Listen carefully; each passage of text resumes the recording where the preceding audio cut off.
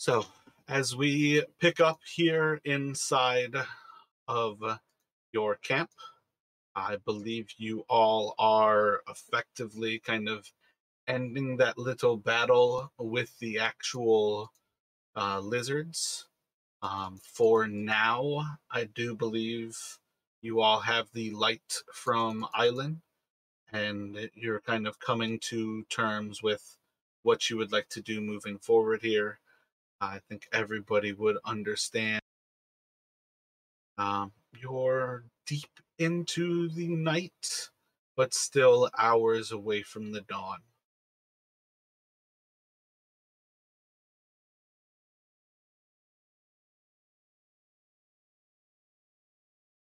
Well, we should probably maybe try and clear these bodies out. Meat has we found from our experience, meat has a tendency to attract unwelcome visitors. So we take what we can salvage from them, then drag them off of it, and see if we can't get our camp going again. Try and get a little bit of rest if we can.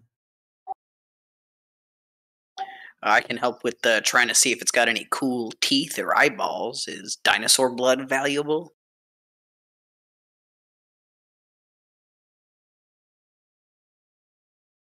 Is it valuable to you? Not particularly. I don't know what they got going on in that nearby port. But yeah, no. Darren will help break down what's usable off of the dinosaurs, and then either bury them or help someone drag them away with his tiny, tiny little hands. What's usable to you? Teeth, claws, and eyeballs. Make a medicine check.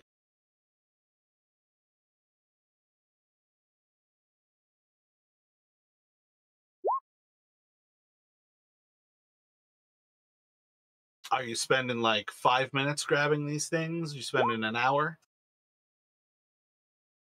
Yeah, closer to 5 or 10 minutes, and definitely not an hour.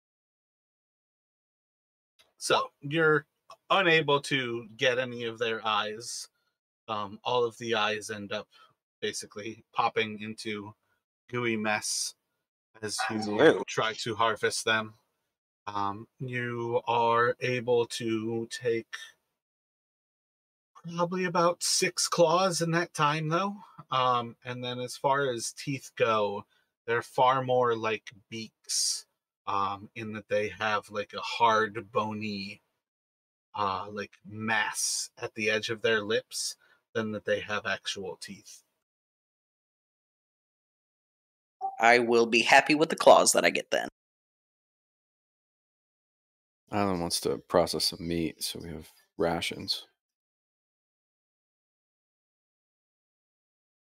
Gotcha. So do you want to start a fire for doing that while everybody else is doing other things, or do you want to start cleaning some of these before they take them away?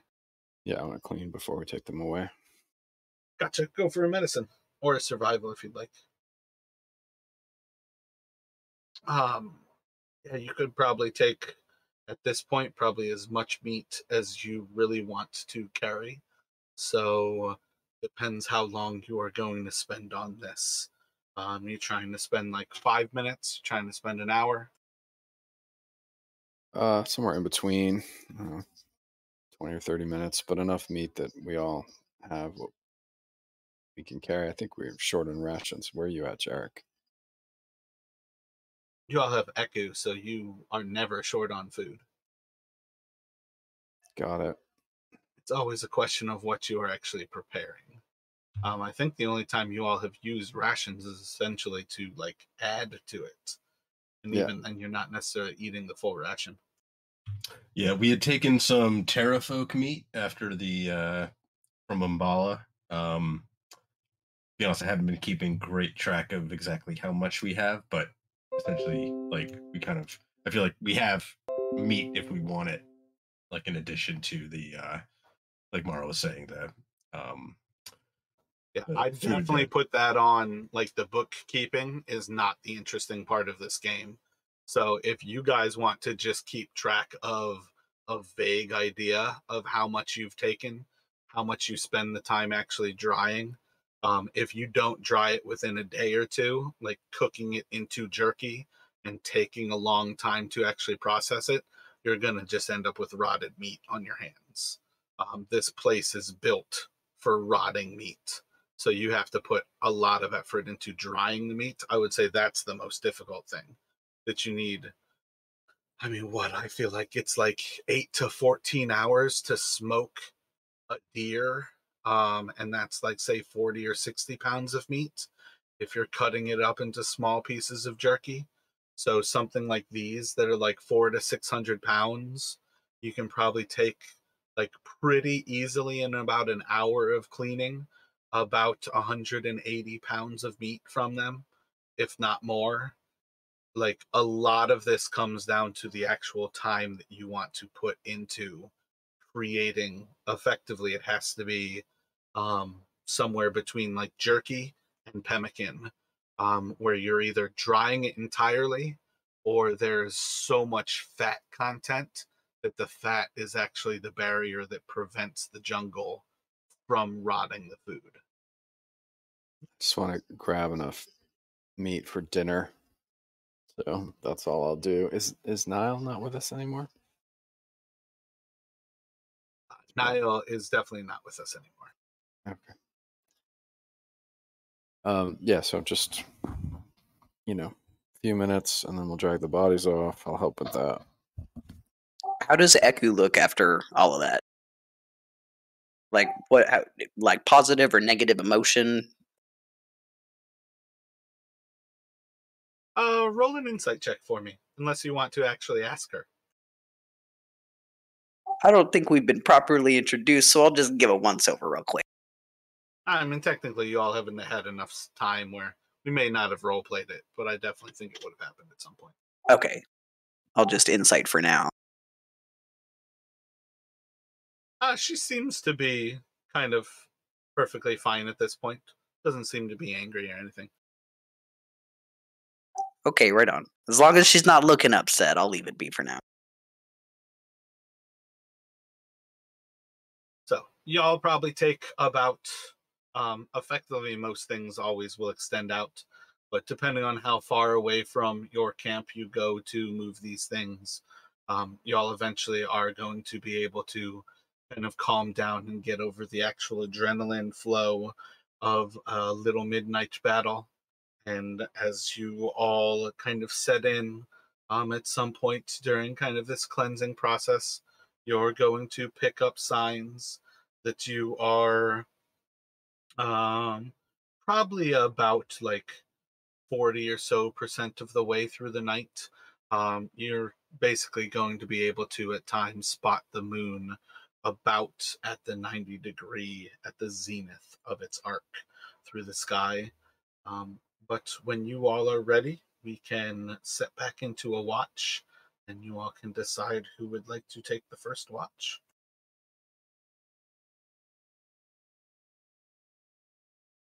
Dorian a little beat up and sleepy. Jarrett can offer to take the first watch. And Island will take the second. May Dorian rest with his short sword under his straw pillow. Darren, sorry. In the long run, like resting with your weapon close at hand isn't necessarily going to save or cost you anything. The biggest thing about sleeping is if you wear, I think anything more than light armor, you can't sleep in it. At very least, you don't actually gain anything from sleeping in your armor. And besides that, as you all at this point would be pretty familiar, I'm not sure what everybody's armor choices were who's just joined, but being in anything other than light armor in this place is absolutely horrendous. It's on a regular basis 100 degrees. You don't want to be shrouded in armor in this place. So you'll see most of the other people in your group are wearing and sleeping in their armor. It's just a very light armor. But other than that, there's nothing that like is an issue sleeping wise. Right on.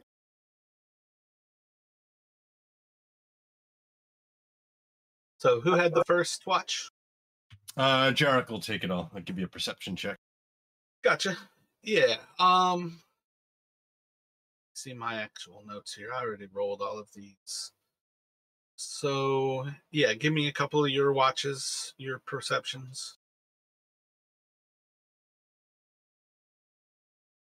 So you keep like a little bit of a watch on the actual jerky as it's going. You wonder a little bit whether there's a certain risk of actually attracting attention with the smell of drying food. You're kind of hoping that with what you know of the jungle, that perhaps anything that comes nearby might actually go for the larger threat, or rather the larger gift of the actual gigantic lizards that you've disposed of at this point. And while you don't keep the most wonderful of watches, you certainly are yourself quite relaxed in the time. And as time kind of goes by, you feel pretty comfortable that it is your chance to wake up whoever will take the second watch. Yep. So Jarek will go to get Island up for the next watch.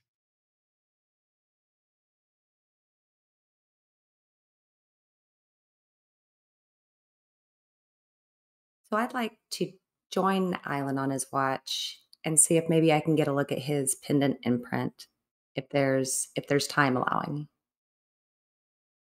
The way this is going to boil down with 4 people, how we're going to play here, I'm going to actually have to ask you to kind of watch alone, unless you all want to have a point where you are not having somebody on watch.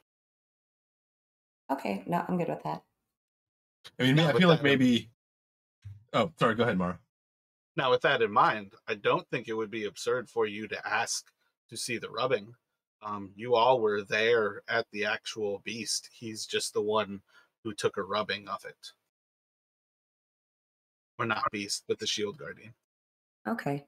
I'd like to do that actually. If not everybody's sleeping and if it's a good time, I'd like to um, inspect that mold. Yeah, so for what it's worth at this point, I'd say just ask Island prior to everybody kind of turning in. If that when you're on watch, you can actually borrow it from him. So maybe have him wake you for the 3rd watch. That's perfect. I'll do that. So I'll take Of that. Of course, I'll do that. After my watch, I'll wake Darcy's character up.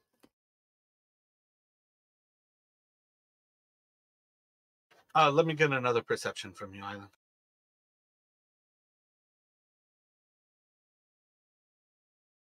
So while you are on watch, you have a pretty keen ear to yourself, as while you understand you've done a good job to rid the camp of the fresh kills. You are still in a risky terrain of where you all expect to, or at least hope to, capture a goblin at some point. As you all pretty much at this point understand, you're kind of on their little highway system. A little bit past where they all start to like break up and go their separate ways. But after a time, while you are on watch, you are going to start to hear voices. These are not voices that you understand what language they are speaking, but they have a kind of small, wispy character to them that's kind of has that higher pitch of a small body and kind of the fast pace of goblins. So I don't think it would be surprising for you to understand that at this point there are goblins close by. What is Island?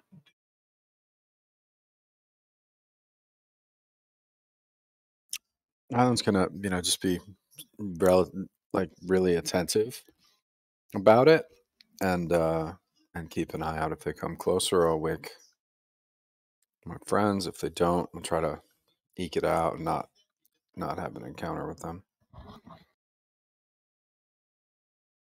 Gotcha. So for right now, you're just trying to lay low. Yeah, but now I'm remembering that I think we were trying to kidnap some goblins, weren't we? You all were indeed hoping to capture some goblins. Now I'm remembering what we're supposed to do. So I'm going to wake Jarek, and because he's the stealthiest one, I think, and let him know that there's some goblins nearby, and maybe we can snatch one. Do you have any sense how many there are? Roll a d100.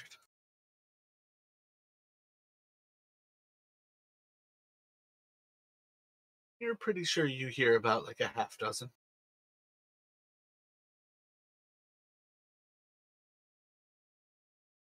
So I'm going to tell Jarek this. Seems like 6. Maybe we can snatch the last one as they pass.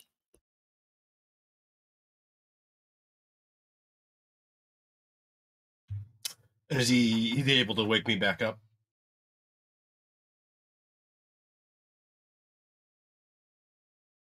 Yes, you have to be woken up therein. What was your question there, Yarrick? Oh, when Island said he was going to wake Jarek up, I wasn't sure if he had to roll to see if he could kind of rouse me or.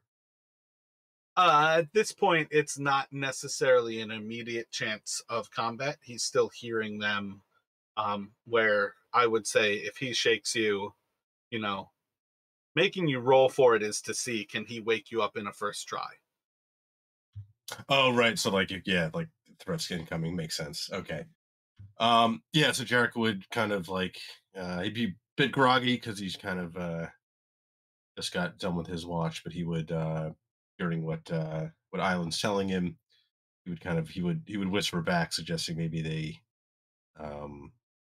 that halfling seems pretty light in his feet. Perhaps should wake Darren as well.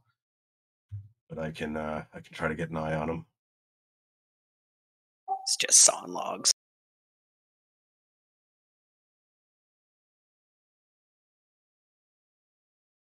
You know what? Where'd you hear them? What direction? I think they're out on the path, probably passing by. I can't cast anything because I don't speak Goblin, so I can't really command them to do anything. Roll a perception check for me, Eric.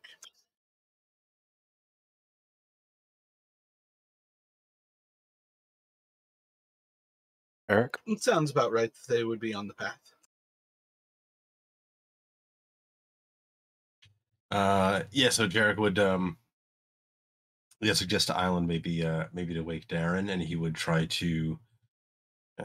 With that, he would try to stealthily start moving towards the path to see if maybe he can get an eye on anybody.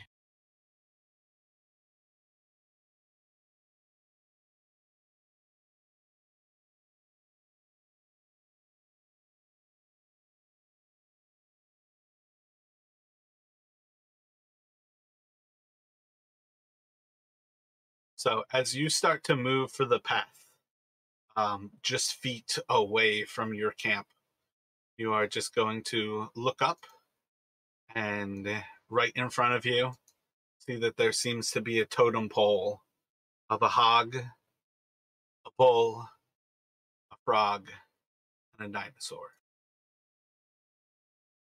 You will very quickly recognize that you are staring at a stack of Batiri who are looking down at your camp.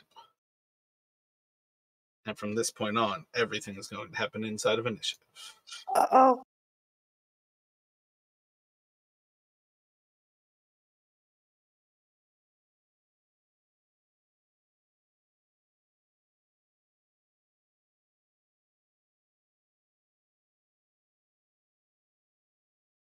So they were not able to wake me up before we were found, is that right? No, the moment he moved away, he was basically moving into those creatures. And how deeply is Ren sleeping right now? Like, do I have to be woke? As someone who meditates. Since I'm like in a trance, do I have to be?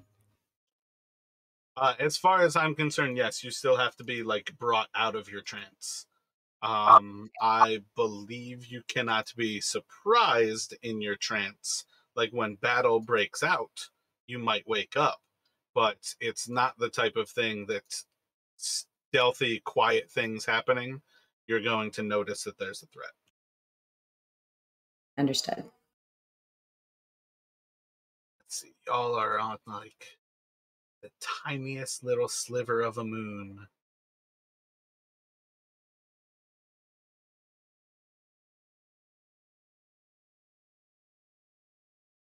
Yeah, I think at this point. Oh wait, no, you all do have a fire going. That's actually cooking the.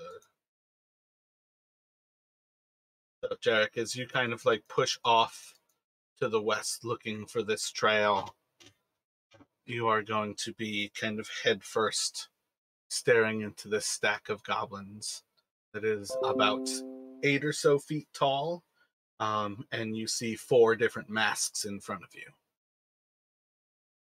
Okay, do I see any drawn weapons or visible weapons on the creatures at this moment? They are all holding weapons. Roll a history check.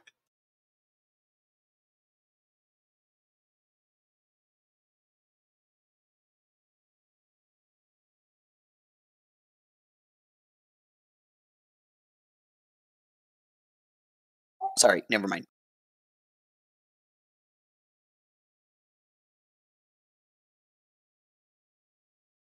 You remember from the Batiri on the river that they don't not carry weapons. So there's not really much to be learned whether you should be under threat, less, more, or neutral by the fact that they have weapons drawn. Okay. So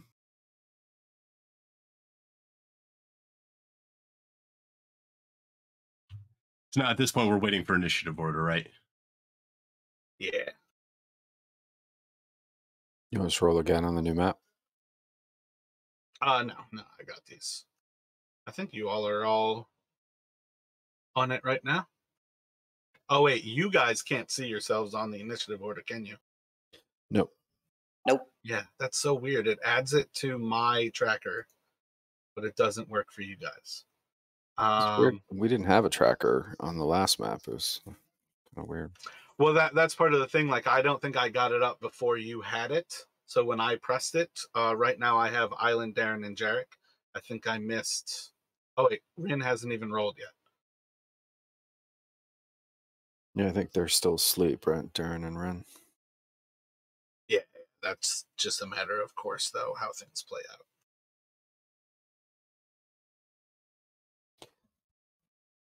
Jarek, do we recall, like, did we talk to them in common last time?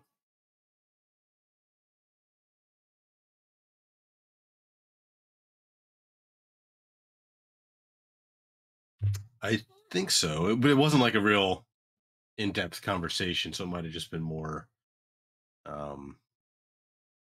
I don't. Be honest, I don't recall, but I don't know if we had anybody who speaks Goblin, so I I don't. feel like You it don't, right? probably was common. Yeah.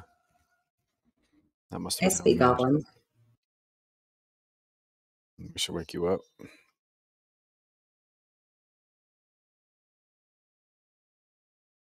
I hope if Darren's favorite foe is goblins that he speaks Goblin.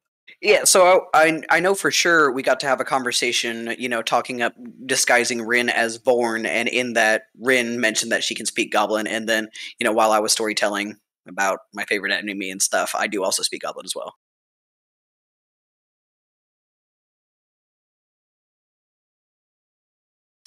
Yeah, I'm just looking back through my notes. I think they did speak to us in common the last time we encountered them back on the river.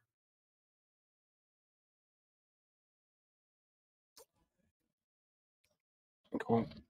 Although it was like just kind of like halt and then pay them tribute. It wasn't like we didn't have like a real long conversation. So I don't know how well they speak common. So as you're looking at these creatures balancing in front of you, weapons drawn, what's Yarrick thinking? So Jarek is he's a bit startled, not realizing they were so close. He's kind of instinctively take a step back, hold his hands up, and he's going to more loudly than he would have to, kind of more trying to alert the others rather than um, more higher, louder than his normal speaking voice, like, oh, uh, uh didn't see you there. All right, so you're yelling out, "Didn't see you there." Yeah, kind of with the idea of trying to alert the others that I've encountered something. Yeah. Gotcha. Go for a performance here.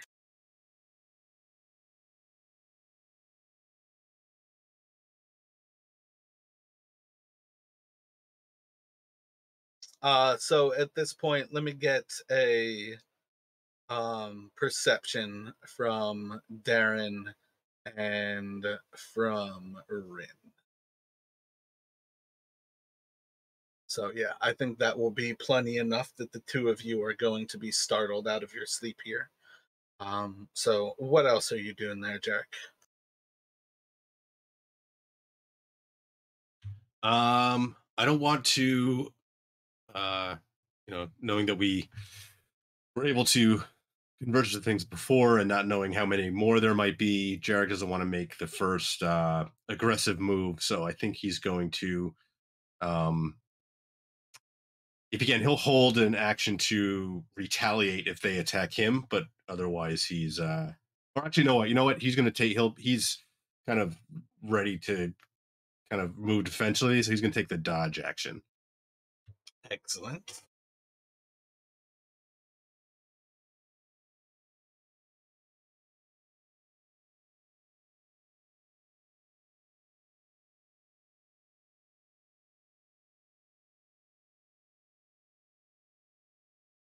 So Eku is just going to kind of like rouse herself and looking around at the noise and watching as Island is kind of approaching towards Darren.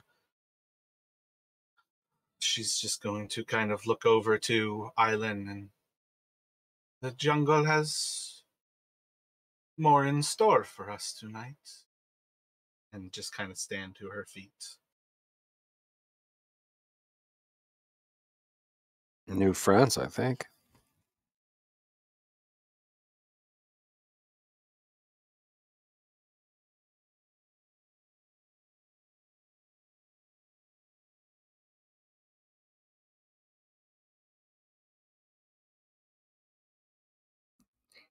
So how far am I how far am I from Jarek?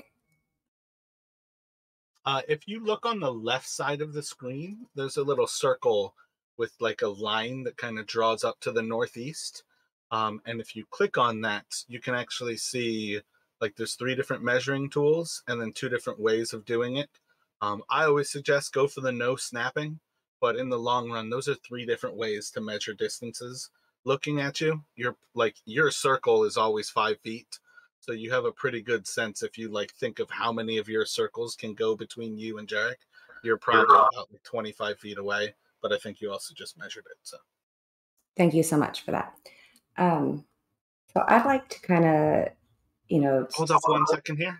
We'll have you in just 1 second. I've got some of the creatures before you. oh no, sorry. So from the north of the camp, you all are going to hear a little bit of movement until there's just like a couple of squeaks.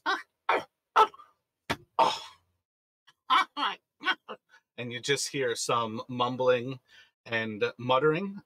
Rin and Darren, as they're kind of being awoken by Jarek's call, is going to hear in Goblinoid 3 different creatures that are basically blaming each other. And you can probably pick up pretty quickly that one of them tripped on something, another one fell, and maybe the other one fell on top of the other. And that is maybe 15 feet away from Eku. So, Island, you've got like this sound from the trail off to the west of you that you've been hearing, but you immediately hear somebody stumble and these cries that you don't really understand from just on the other side of the clearing, like just away from Eku. And then it's going to go to Rin.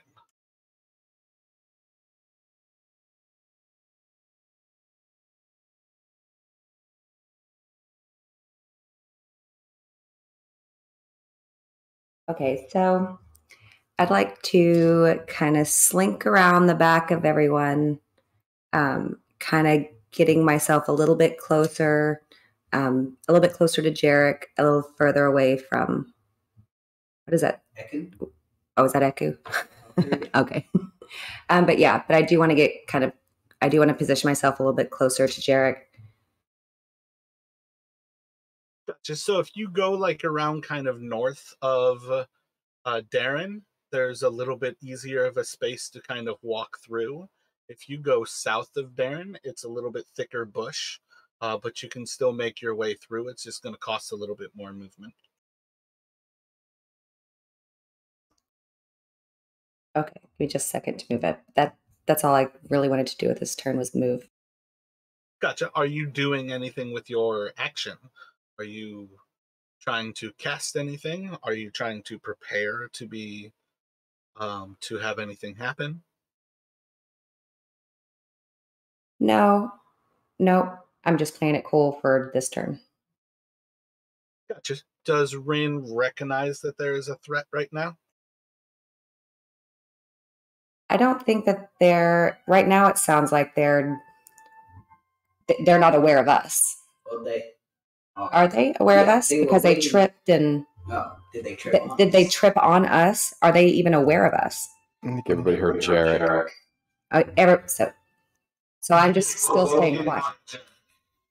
You were walking by Jarek, and you hear this like tripping and falling goblins just outside of the light of your camp. There's two. We're kind of realizing there's more of them to the north, to the west. Can I listen any more and discern any more of the conversation or what's being said? You can do a perception check if you'd like. I think if you want more information, you have to do a perception check, but it's going to be your action to do.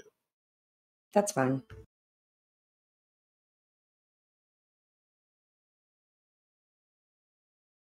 So kind of taking a moment to almost like really sink your ears into the forest and listen to what's happening here.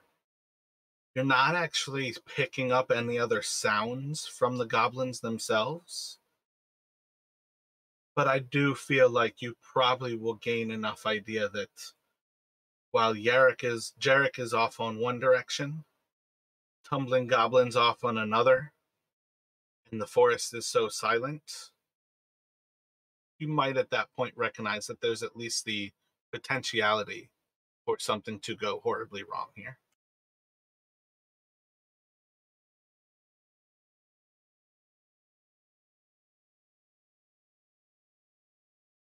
Nope. That is what I'm going to do with my turn. Gotcha.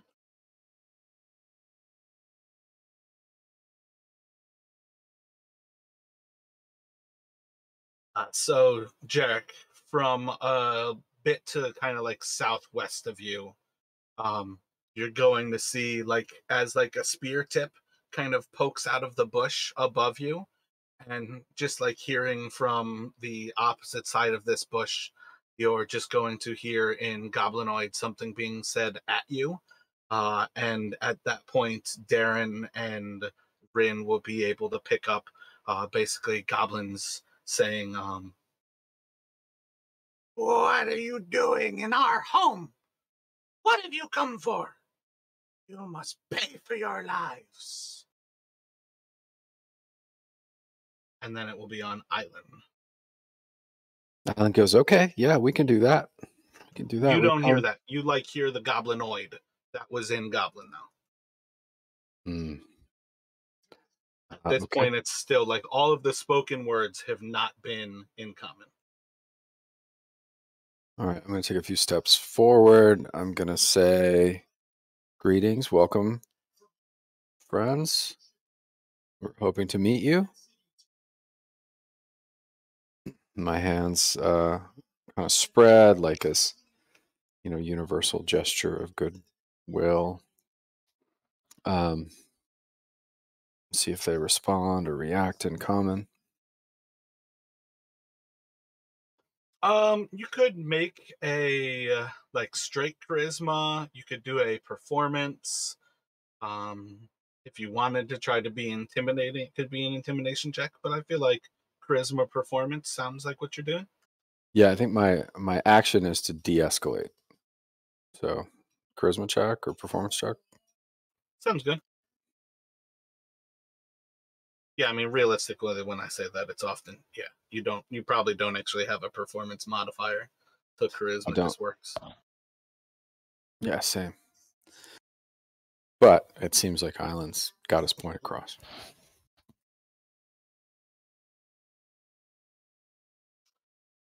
So yeah, you can do that. Is there anything else that you are trying to accomplish here? Otherwise, it's going to go to Darren.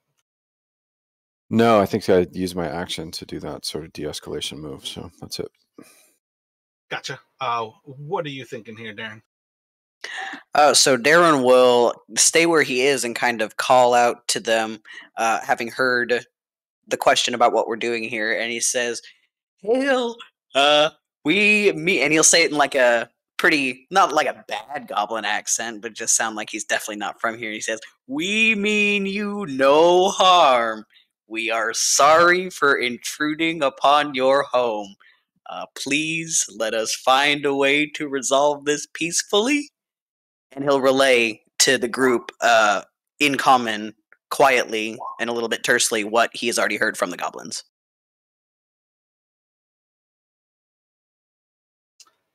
Gotcha. So you as well can make a performance, if you would like, charisma check.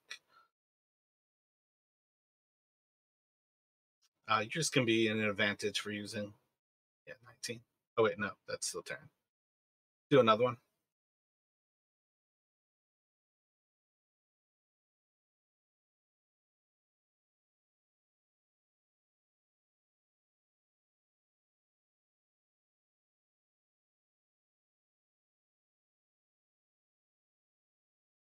Gotcha. So as far as things go, like just to kind of like catch you two up, Darcy and Cameron, um, like doing those speeches definitely is like effective, but I usually keep speech to the actual initiative order. There's a certain level of where I want to encourage you to always be talking amongst yourselves. But there's a certain level of like what you say in initiative order is what you say in the moment. Things that you guys kind of say out of initiative order is what I kind of call like fireside chats. It has to be like generic and not for this particular situation. So that's why, like, as Island and you kind of like intrigue and try to like promote like a little bit of peace here, you all have to wait for the response. It's not going to be an immediate thing. Um, as far as things go for Chris, of course, you've rolled a great initiative, but you are too high to actually basically have been able to accomplish anything because you would have happened before Jarek, and he literally started everything off and woke everybody up. But you are awake, and your next turn that's about to come up here, Chris, you'll have the ability to actually kind of like start to shuffle. Um, but I think what you would have heard at this point, just to kind of catch you up to the moment. Taryn doesn't speak Goblin, right? Yeah. Um, so at this point, you've basically heard Jarek say, "I didn't see you there," and that's what kind of woke you up. You heard some squeaking. I don't think it's absurd for you to recognize that it's from goblins, and they've basically like stumbled and fallen about 10 feet north, kind of northeast of where you are here. I think you've heard, I think Rin said something. I can't remember what you said. And then you've basically heard Island and Darren kind of treat with the goblins. Island in common, Darren in goblinoid. And then you heard Darren kind of catch you all up on this idea that there are goblins that are north of your camp who complained about kind of one of them tripping, one of them falling on the other. And then there's a goblin off to the west near Jarek who is trying to like extort him for treading on their land. And with that, we're going to get to the goblin who Jarek walked into face to face because, of course, I rolled a one.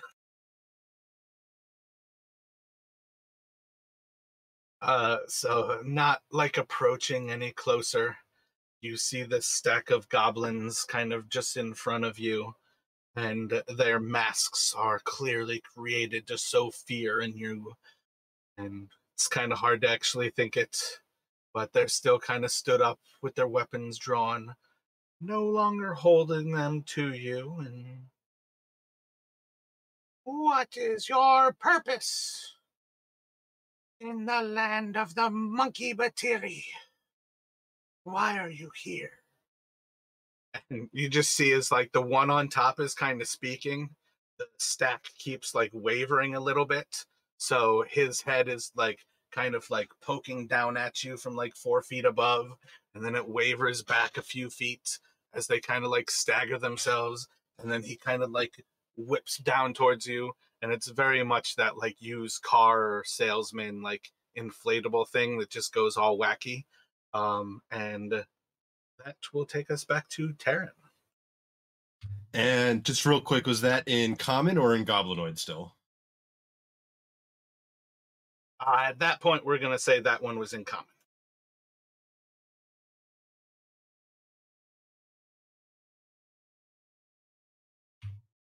Got it. Thanks.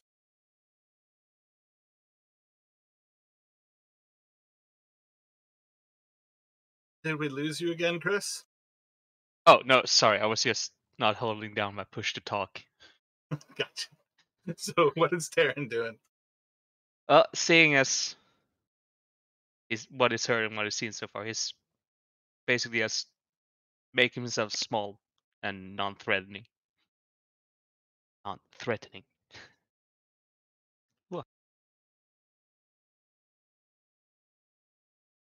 Gotcha. So do you feel like there is a threat to you at this point?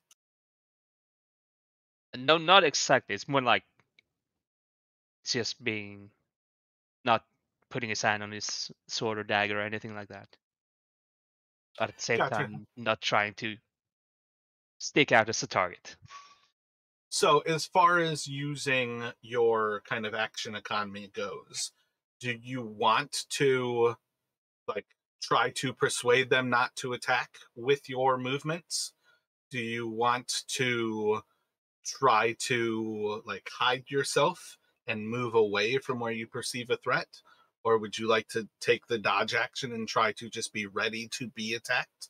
Do you have anything like that going through your mind as Taryn? Okay, then I'd probably go dodge action so he's ready if there's any attacks coming. Gotcha.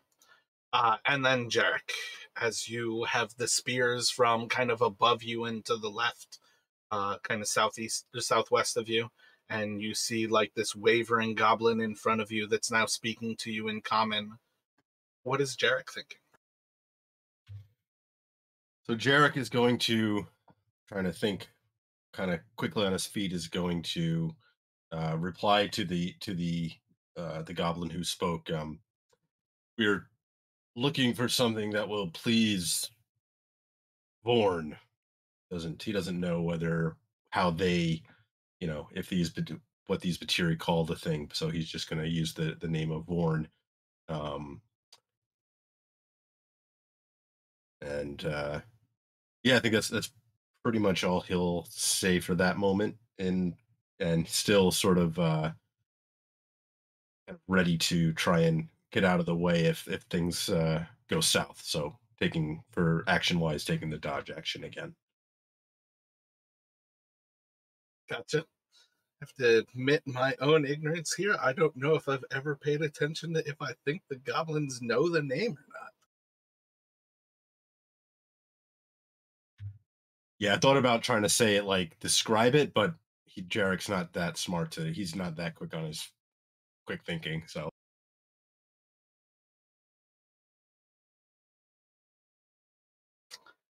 I think Echo is going to look to Rin and in Elvish say, "Now it is up to you. Be their god."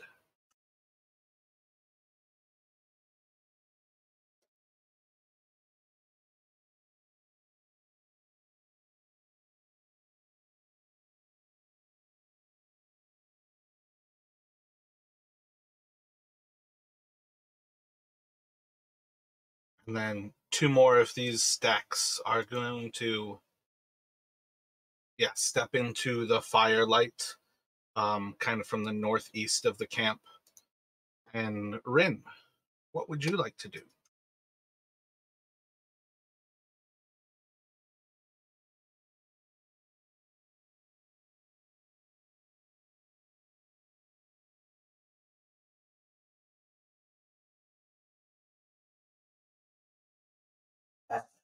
So have the goblins or anyone perceived me yet? I don't think you would know either way, but you see goblins kind of on all sides of you right now. With a flourish. All right. So I guess, I'd like to not draw attention as I prepare to alter myself.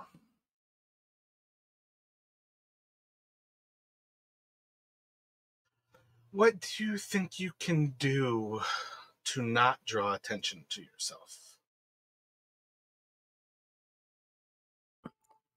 So I'd like, if I'm hidden, then I would like to come out from behind the brush, disguised as Vorn. Or you could like pass behind a tree. Or I could pass behind a tree. So you're in an area where there's like clearing and brush. You have a pretty good sense of your immediate surroundings, that there's basically goblins in front of you or behind you. You probably can't hide from them all at the same time.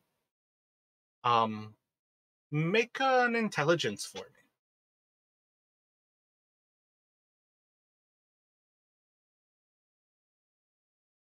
Just an intelligence check, by the way.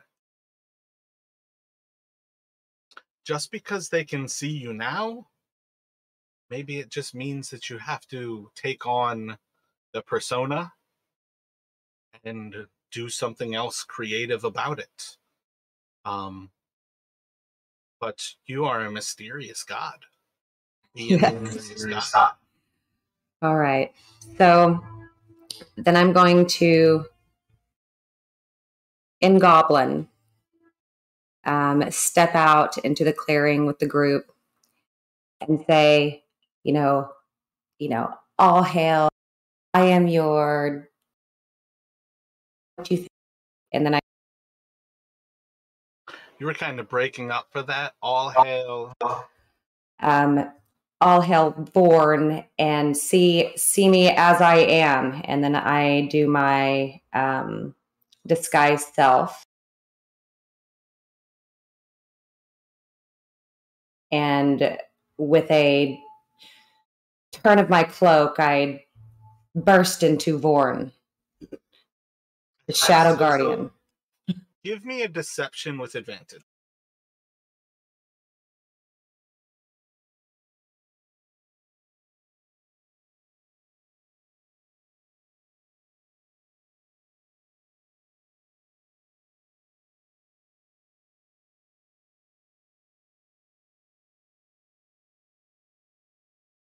So with that casting, make sure that you actually burn that spell slot. That it's filled in red. They're all still filled in red, but I will. Okay. if you can you leave D&D Beyond for a second?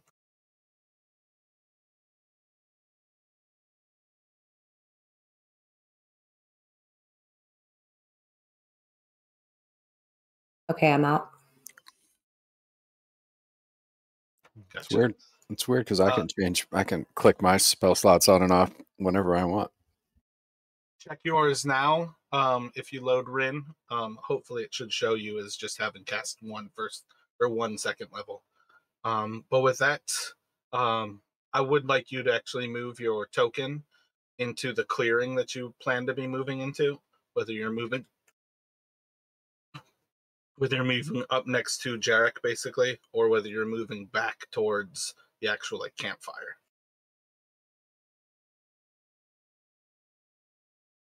It's still your turn. So, as Vorn, then can I carry on as Vorn? What are you thinking? Technically, you only have 6 seconds for what you can actually say here. So I feel like between actually saying what you've said and casting your spell, you're probably at the end of your turn. Awesome. But what else do you have in mind? Nope, I'm good. Thank you.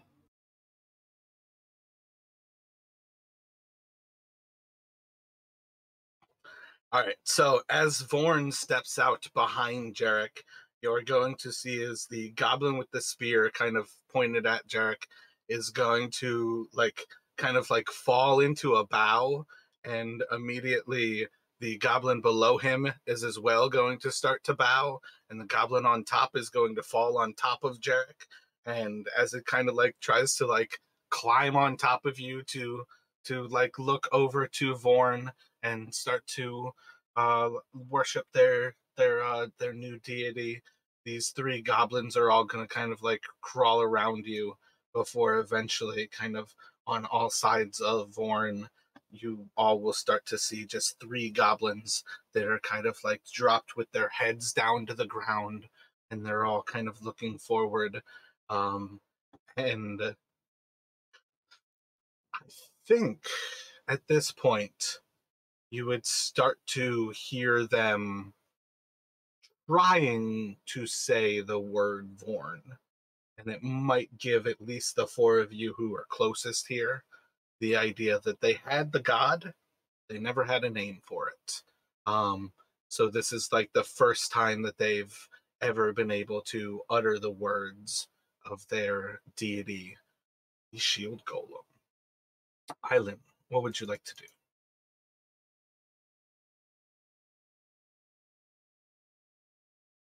I think I'm going to bow to Vorn also. And Darren?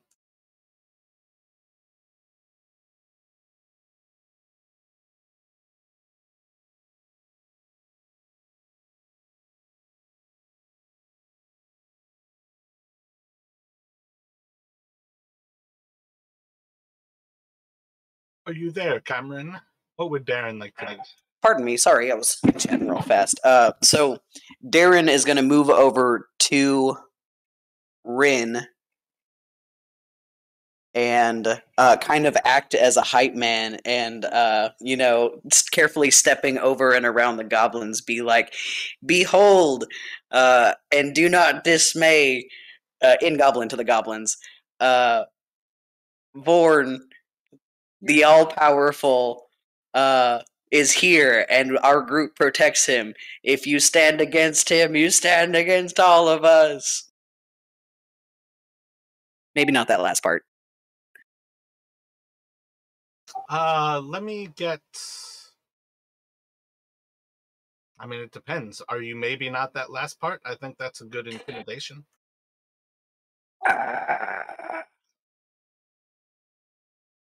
It's what you do. It's where you got proficiency. I'm gonna roll. You're right. All right. Okay. Yeah. I'm gonna include it. So I get it. Would I get advantage on that intimidation check then? You can have intimidation with advantage here, I appreciate that. and then also move yourself where you'd like to place yourself here.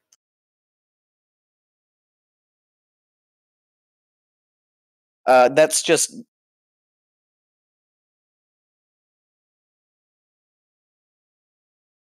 So that's the general area, but I kind of want to like be carefully circling around Rin. Gotcha. Just that you went like north of her. Right. Gotcha.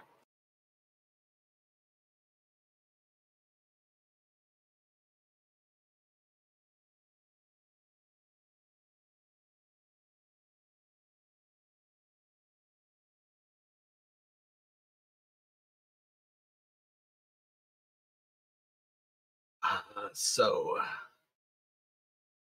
the stack in front of you two is going to approach to Vorn, and as the top goblin, 4 goblins high, kind of reaches out, it's going to kind of reach out in a loving embrace and fall directly through Vorn. Through? Through. You are a foot taller than you actually are.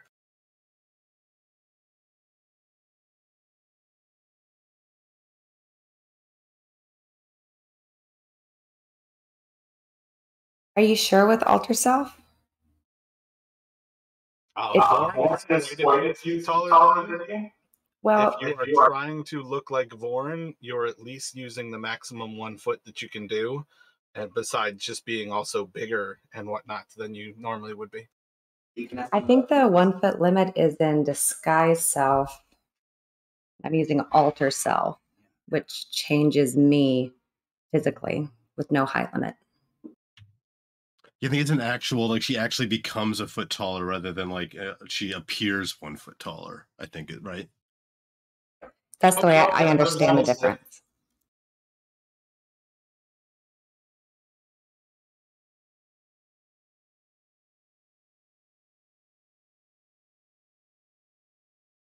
But I mean, obviously, however you rule, but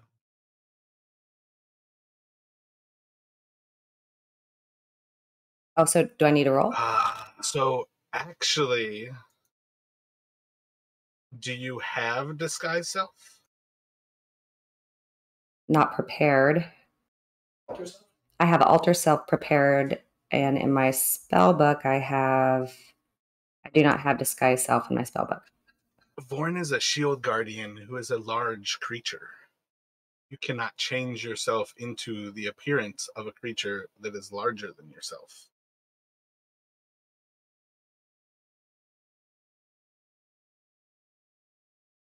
I'm going to go forward as if you've got disguise self rolling here. I'd rather have this be a comical thing than you not be able to turn into it at this point. All right, no problem. So I stand up and I shake everything off and I say, Just hold on. Actually, I'm sorry. This is the same thing where you're kind of locked in the initiative until we get around to you. Understood.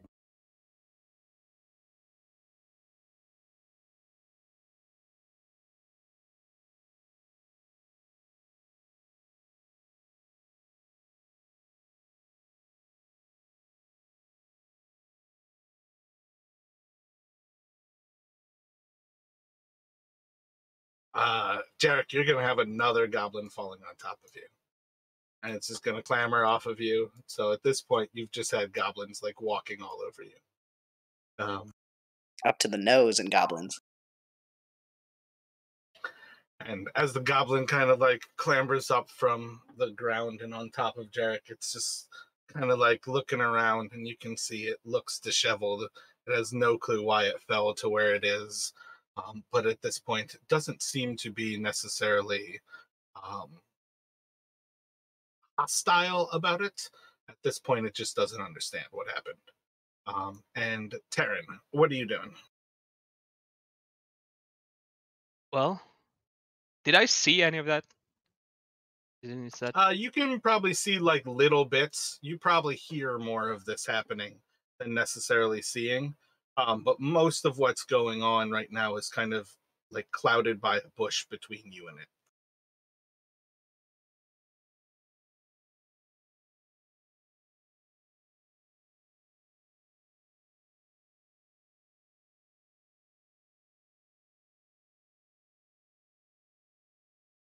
Okay, let's see.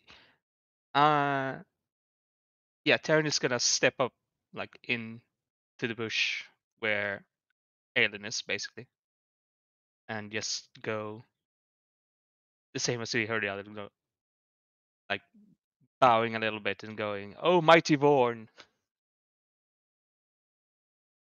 Gotcha. So I feel like that's full circle from more or less everybody stepping fully away from the idea of combat here. So at present, we're going to step out of the actual initiative. And that's where it would then like, what is Rin? What is Vorn doing? As these like next like stack of goblins start to like stumble over you.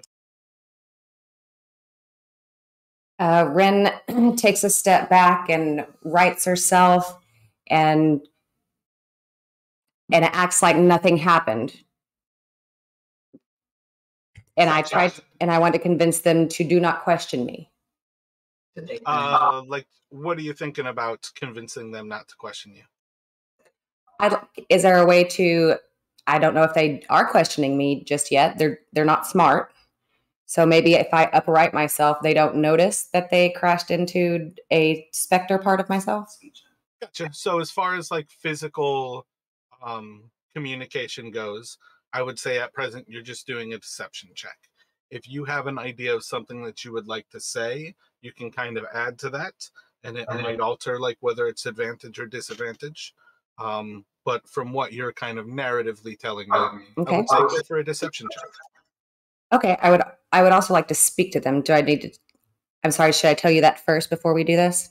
So I would like to ask them to all gather around so I can talk to them and tell them their journey. Tell them what they must do. What they must do. Gotcha. Go for the same just deception check there.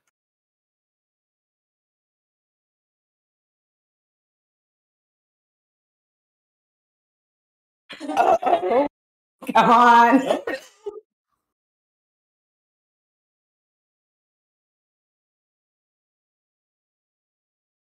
So from behind Terran, you all will hear the top goblin kind of look around to you and, why are you all listening? To the god, I am your queen. Vorn has done nothing for us. Listen to me. And you see as this creature is, or you'll kind of like get that initial sense that this creature is like jealous of what you're commanding, like of their presence at this point. But what's everybody doing is you kind of feel this like first level of an interplay of a god and a ruler are kind of butting heads here. Darren would like to step up. And still being like all hype man, he in Goblinoid says to the queen, and he says, "Queens are nothing compared to gods. You must not question what you cannot possibly understand." And he like puffs his chest out and doesn't draw a weapon, but in general is like as intimidating as his 2 foot and 8 inches tall self can be. Gotcha. You can make an intimidation check. Just one. Just one. What's everybody else doing?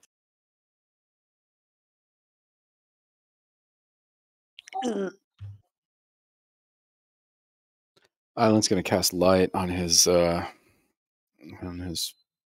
symbol of Solana.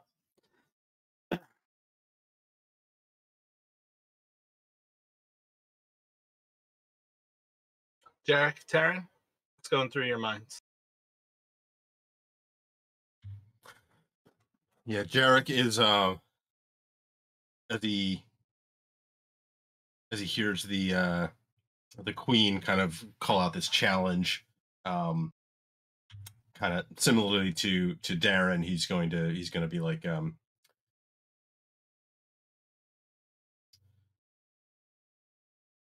God works in mysterious ways. If you want, Vorn has done much for you that you do not know.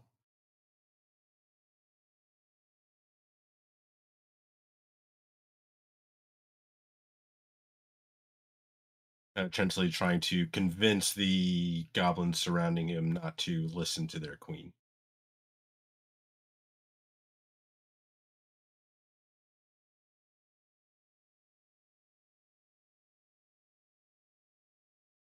And do you think you are intimidating them, or are you just trying to persuade them?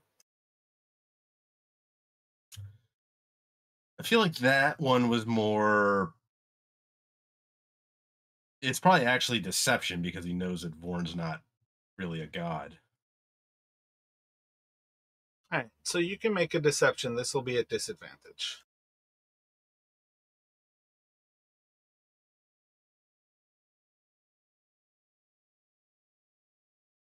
And Taryn, what's rolling through your mind right now? Terran is gonna pull out his alchemy jug and go, I don't know what Vorn has done for you, but he has blessed me with this jug of infinite beer, and start chugging it. Nice.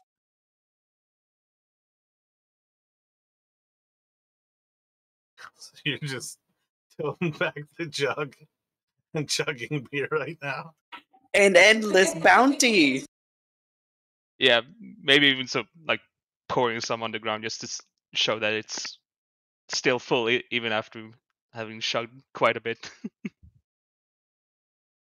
So let me get a constitution check from you.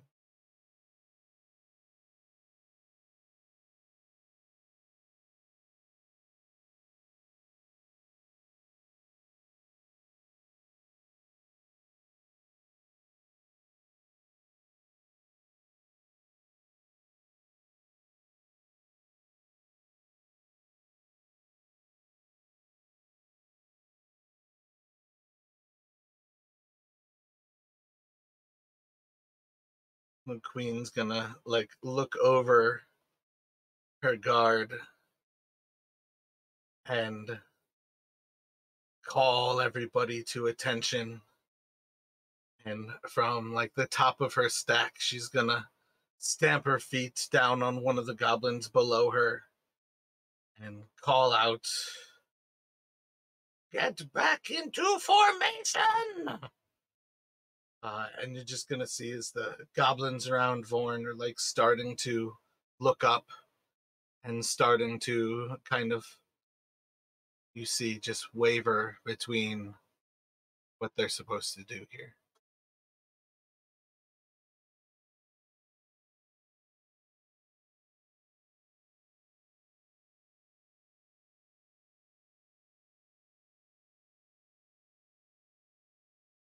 Darren will say angrily and in common so that everyone, I guess the queen's been speaking in common so it doesn't matter, but this is your last chance.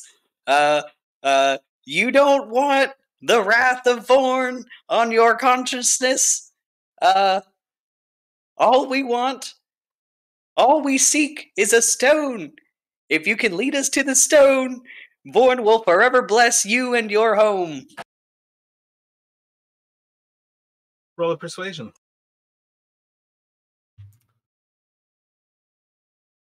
Come on.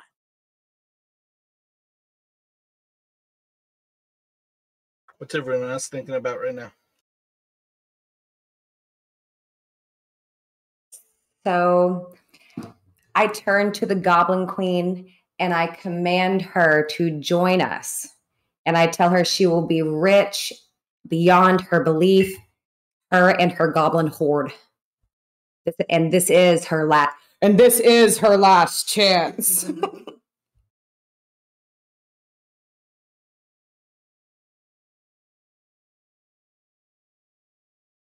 Roll an intimidation.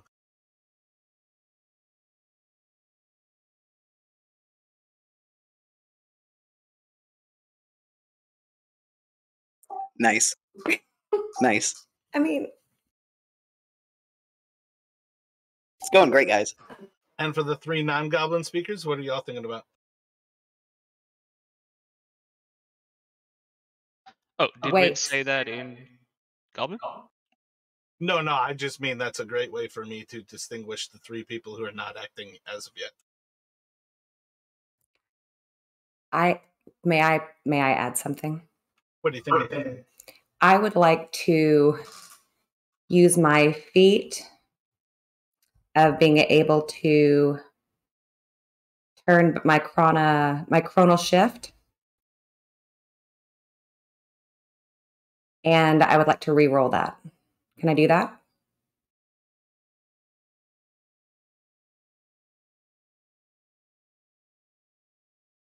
It's as a reaction, so maybe not.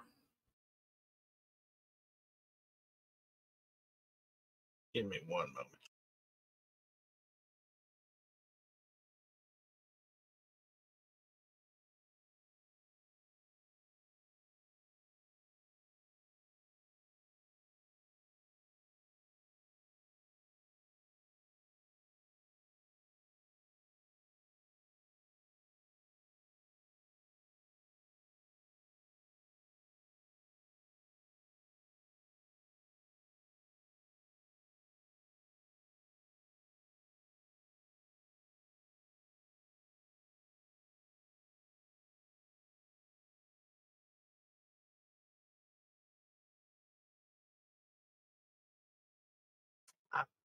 I feel like the fact that it's a creature that you can see, this is you manipulating other creatures' die rolls. You can use it like this one time. After this, though, it has to be creatures that are other than you. Whatever you know. Are you sure? I won't. You can tell me no if you'd rather. No, you can do it. Okay. I'm telling you you can do it, but I'm just saying in the future, the fact that it says a creature that you can see. No, it does say after you. So yeah, that's 100% something you can do to yourself. All right. I'm going to re-roll then intimidation. It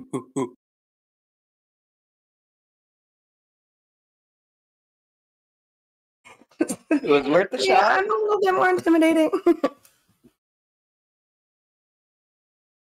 And Island wants to cast command and say the word calm to the queen. And command her to calm. Clutch plays. Could be. Could be the worst thing in the world. Let's see. We'll see.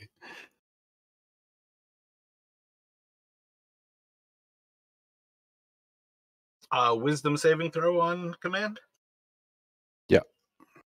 DC 14 these days, or what are you at, DC? 14, yeah. Yeah, 14.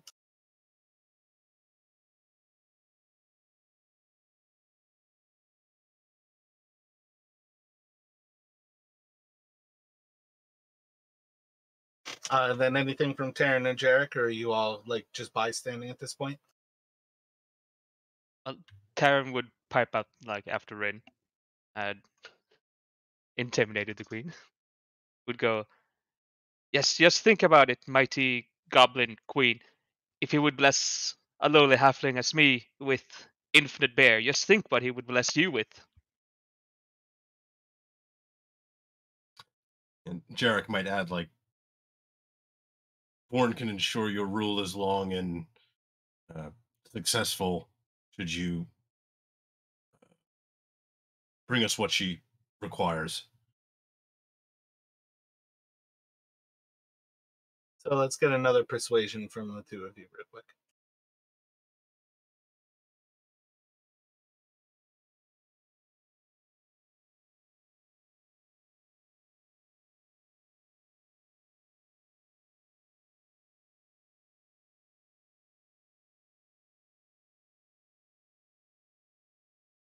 So, as things kind of develop here, you're going to see as the queen starts to crawl down from on top of the goblin stack, and she approaches towards the fire where you all have the jerky cooking, and sitting down in a full lotus, you see as she removes her gore tusk mask, grabs a piece of jerky, Tell me more about this stone.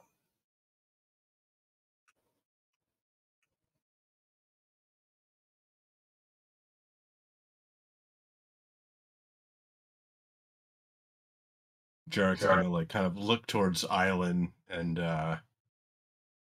show her the rubbing.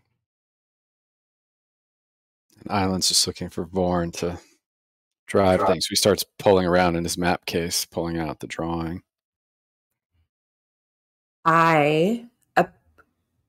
So I walk over towards the Goblin Queen and tell her, I seek my amulet.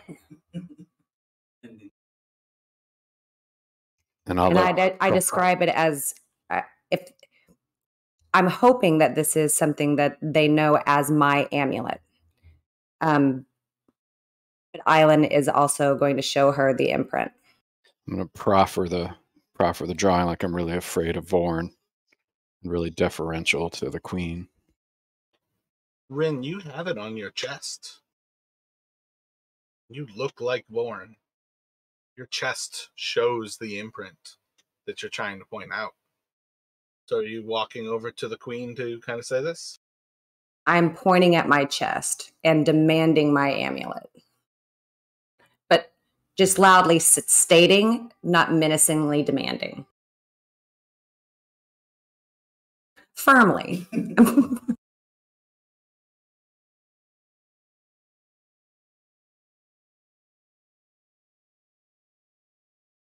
So what's everybody thinking about this at present? You've got the queen. She's sitting down at the fire right now.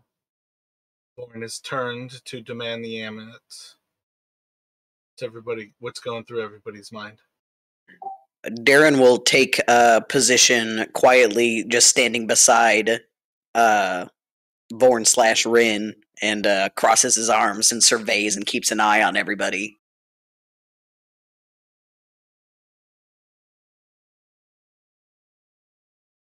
Island would like to get a count on how many goblins he thinks there are. It seems like 16, maybe?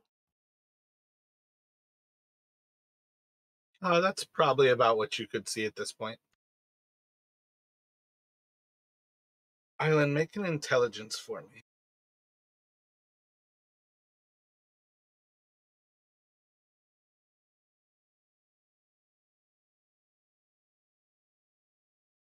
You are right next to the queen. She's sitting down on the ground. And your command is not persistent. What do you expect is going to happen when she is no longer under your control? Well, she may be pissed.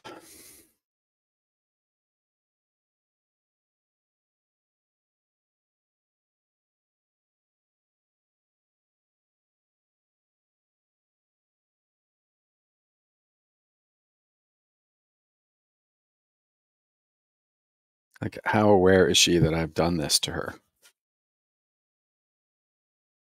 At this point, it's more you are aware that you've done this to her, and it's not going to last. Well, that's why I went with calm, just to try to get us out of that moment, thinking that would get reset things. Not thinking that she would know that I did it to her and then be angry about it. But she could get mad again in another round, for sure. Can I cast another spell while I'm concentrating on this one, as long as that one's not a concentration spell? On some level, yes. So we're still kind of operating in an initiative system here. What do you have in mind right now? Because I think you're going to be delayed until after she's set off here. I'd like to cast sleep on her. Gotcha. Yeah, I think you're going to be casting that next turn. Okay, perfect. Because I think at this point, your kind of initial thought there was just moving forward. I don't think anybody other than Island would actually recognize the actual threat that he created. And that's kind of what I was getting at with that intelligence roll, is that at this point, you all are right about to jump back into things. because you've used mind control on the queen. Understood. I think I would like to, though, when we get back into it, command them to, because I do think my hour is coming up. No, I mean at present you guys are still in like the realm of minutes and seconds. Okay, perfect. But I do think I would like to command them to go back and get their things and meet us at 12 noon. When the sun is at its zenith. When the sun is at its peak. That gives them time to, if we can do that. Gotcha. I think that's still a little bit in the future for you. So I think at present, Understood. the queen is going to kind of shaking her head off, spit out the jerky, and she's just going to look up to Island. And oh man, setting up a whole new combat. I think let's take a break here, and we'll take 15. Come back at about 5:20. And if everybody's back before then, we'll jump into things a little bit sooner here. Uh-oh. All right, sounds good. Be back in a few. It's pretty fun stuff, you guys. All right, see you in a bit. Yeah, I'm just going to throw it out there for Island. You will recognize this more in the future, Larry, but that is a great spell to like get somebody to do something and then you kill them. Like you get them to like grovel and then you kill them. You get them to calm down and then you kill them. Well, I was going for. I saw all the rolls going the wrong way, so I thought maybe we could, take the aggression down a notch. But if it comes right back to the same level, I guess. I feel like this is a good plan, just poorly implemented based on the dice rolls. The dice tell the story. Well, and one of the other things, especially in like skill challenges, is there's a lot more ground to be gained when people are trying different things than necessarily constantly going for the same thing. And that's one of the things that for an extensive like parlay like this, it will start to like denigrate over time. Because you all have been trying to be persuasive, you've been trying to be intimidating, you've been lying. So like the longer you lie for, the easier it is to kind of pick up. The longer you're like trying to intimidate, the more likely it is that you show like your own worry kind of thing. Like I feel like that's one of the things that happens as you draw out a skill challenge, is it becomes more and more likely that the faults start to shine through. Yeah, that totally makes sense. Pretty fair rulings. Did we ever get like a look at her, Mara? Like I didn't ask because she was in the dark, I think, at that point. But did we ever get a description for the queen? Or maybe he'll give us that when we get back to it. Oh, I mean, in the long run, the queen is quite literally just the goblin in charge. She doesn't look any different. She's not like wearing an amulet that obviously is the thing that we want. Yeah, while you all are looking over her, you would definitely see that she is not wearing the amulet.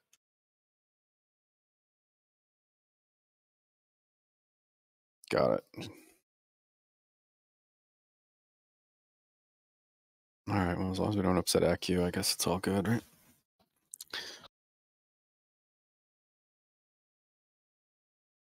Alrighty. So, what is going to happen in these next few moments as everybody's kind of moving forward and Vorn's kind of standing into the light? The queen's like spitting out the jerky, and you're going to see as she's going to yell out in Goblinoid,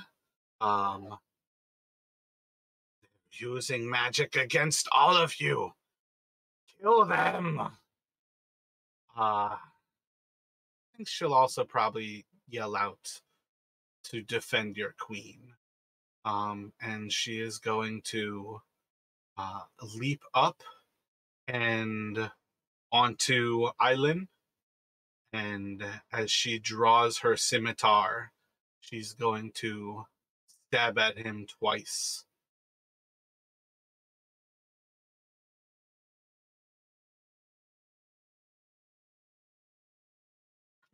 And she just glints off of your armor, each time failing to make a successful strike into you. She's going to kind of kick you to the side as she leaps off and away from you, and she's going to disengage.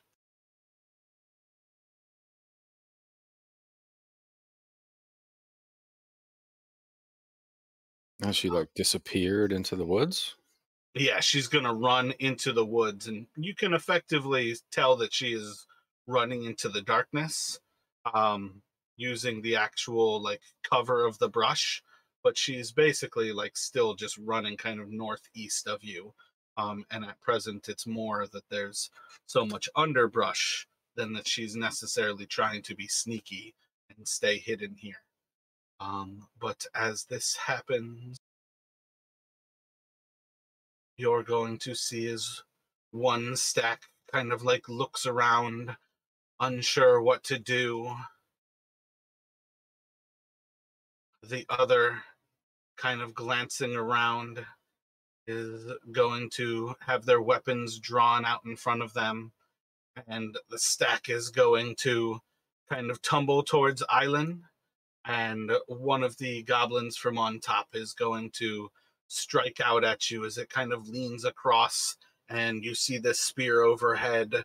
A goblin below is going to come low with its scimitar and kind of like strike up, trying to get under your armor.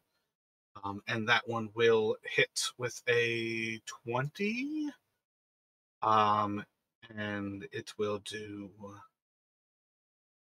4 slashing damage as it draws its scimitar below your armor.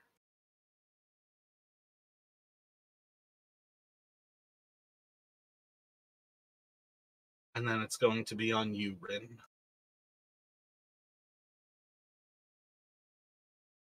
Can I see the Goblin Queen? At present, you can make a perception check to try to see, but you can hear that she's basically run off to the northeast of Island. Give me one more.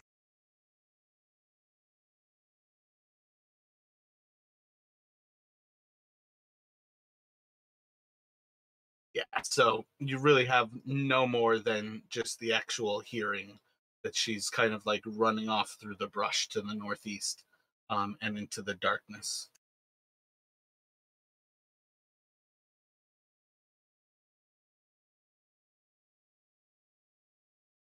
Can I tell how far away she is? Roughly. She's probably about like 40 or 50 feet from you.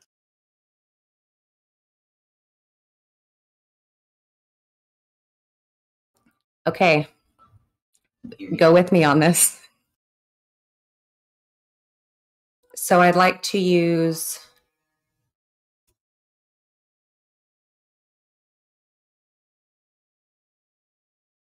So I'd like to cast Sleep, but she's 40 feet away. And I can only cast a range if she's within 20 feet.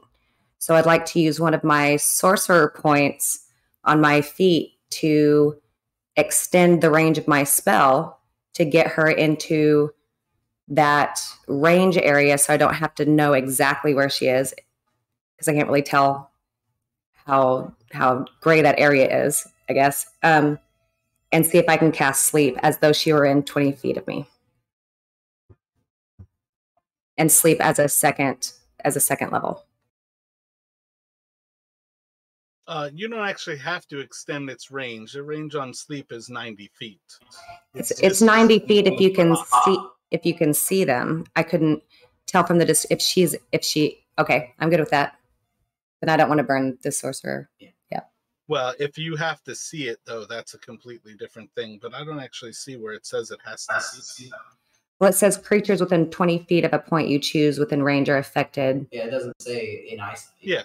Okay. That's what I mean. Like, you can hear where she's moving to, and basically cast to that point, and it's like a 20-degree radius from that point is what's going to sink into the spell. Excellent. So I'd like to cast that at second level.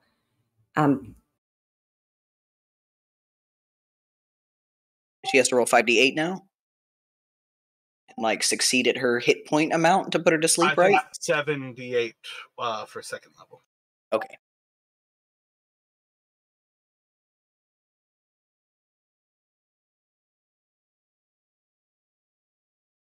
And you can either click those pink ones, like the pink where it says 5d8 and 2d8, or you can just like type it.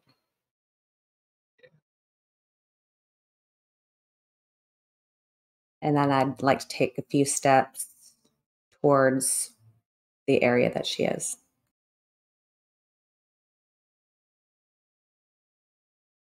Give me a few moments because I have to actually roll their hit points to know how many hit points you're putting to sleep here.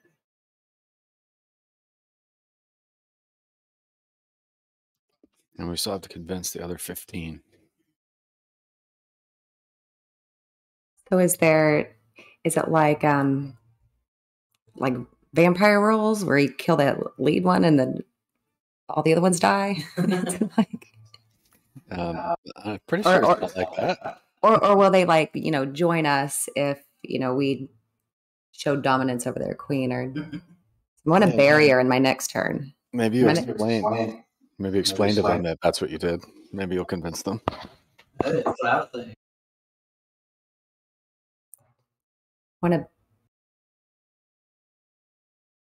Because mostly they're stabbing me. All right. The fact that I rolled the exact same thing for 3 goblins is rather funny, because they all have 4 hit points. So you're going to watch as the stack that is just northeast of Eku is just all of a sudden going to tumble over as all 3 goblins pass out and fall asleep.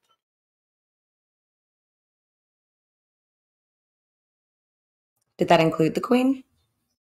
We haven't gotten to the queen yet. Okay. Just like saying that's the first thing that's going to happen. Excellent. Beware the somnolence of Vorn. Say it again. I said, beware the somnolence of Vorn, like your sleepy powers.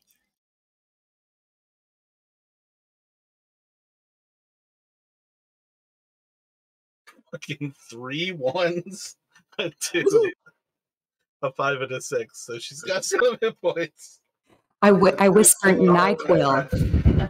I'm pretty sure 12 plus 11, 23, and then 5 more, 28. That is well under the amount that you are going to hear silence from within where there was the ruckus as the queen ran away.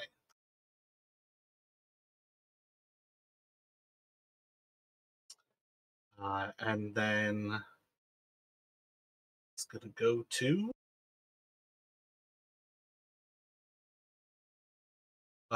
Jarek, you are going to watch as one of these goblins goes charging over you.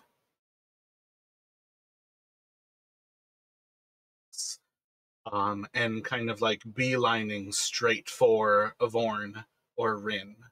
But Jarek, as well as Darren and Taryn, will all have a chance to react. Okay, I think Jarek would be seeing this thing as it goes past him. He's going to, with his scimitar, going to try to knock it out. Technically, I don't think any of you have weapons drawn, so you are punching unarmed strike. Oh, that's right, yeah. Can he attempt to grapple and grab him as he goes past? Most certainly. Go for it. Is that just athletics, or I forget how grapple works? Athletics, contested strength, or dexterity.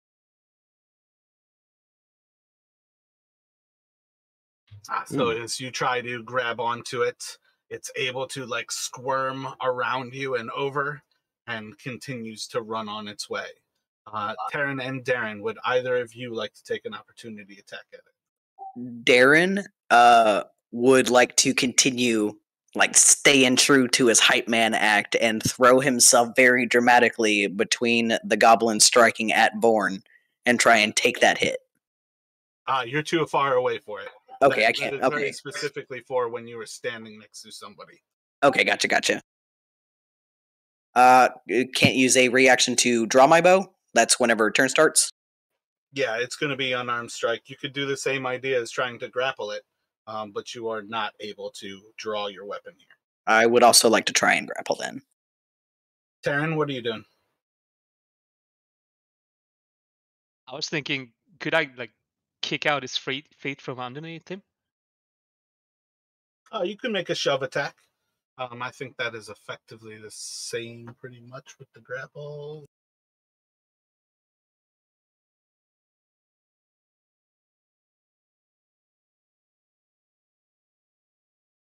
Looks like I can only attack of opportunity or sacrifice self.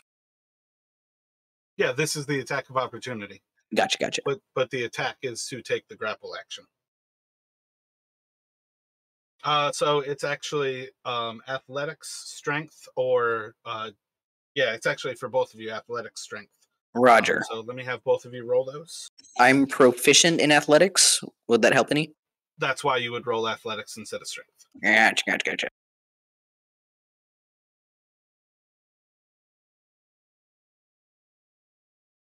So first one for Darren's grapple, and the second one for the trip. So in trying to avoid the leg thrown out in front of it, it is going to get caught up in the grapple, and as it is held in place, I think it's going to, instead of drawing a weapon, it's going to actually try to throw one of its these creatures have javelin or short bows. I think it's going to end up drawing its bow and trying to take a shot.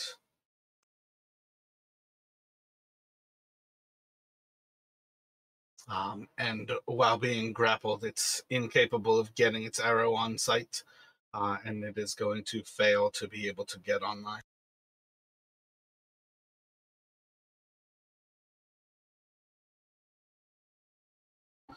The next goblin behind, though, is going to charge up with...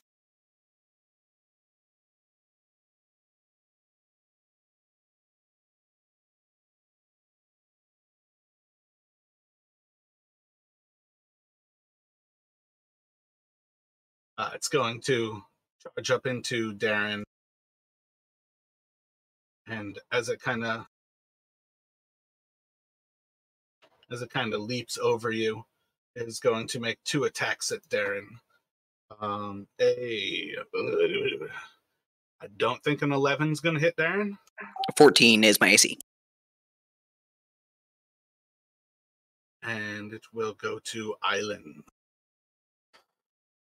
Actually, one second. I should state that Jarek, at very least, is recognizing that at least one of the goblins that is directly east of you was wavering. It did nothing. But then it'll go to Island here. Island screams, "No one attacks Vorn," and he's going to cast spiritual weapon and pull out his dagger.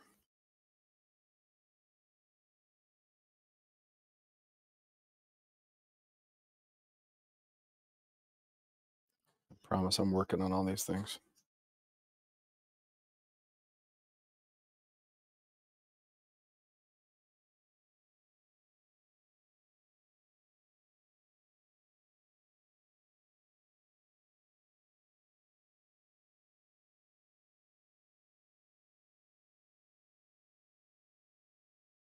So I'm going to swing at the one that attacked me from the top of the stack that's near Vorn.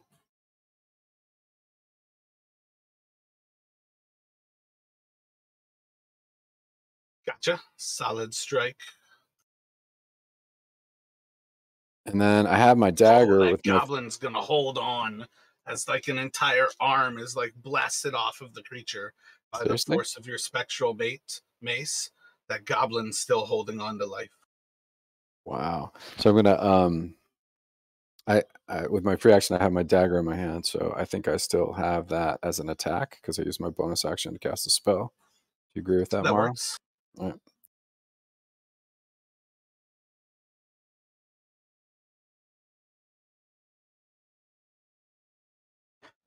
Same one. I assume I can reach him. Just so you can bury it into that top goblin and he will fall dead. I'm going to scream, hold, and all the rest of them. And I think I'm going to maneuver, if I can, since I'm in this guy's melee range, I want to maneuver next to Vorn without setting myself on fire in the campfire.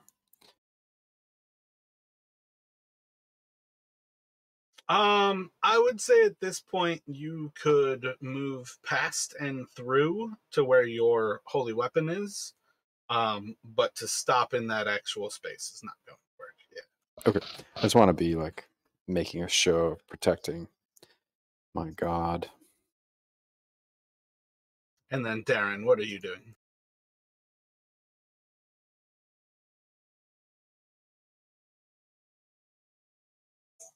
So I've got this goblin grappled for now. I'd like to.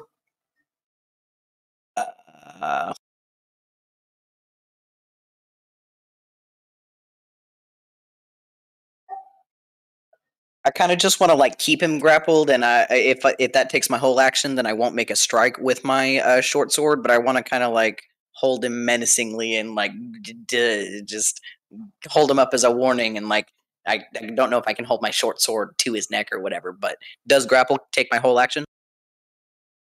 Effectively, it does not take any action at this point. If you want to draw an attack with your short sword, that can be your free action in action. I will do that then.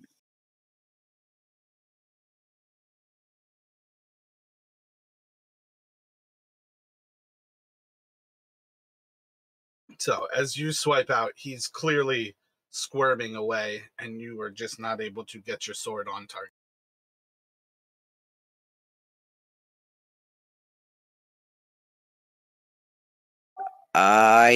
If I'll just keep holding him menacingly, and that'll be my turn. I don't want to move anywhere, or I guess a little bit towards Rin, just 15 feet or so.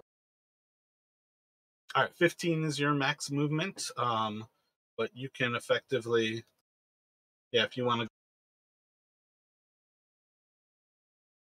So one of the goblins southeast of you, Jarek, is also wavering. One of the goblins directly to the north of you is wavering. Two others of them are going to be.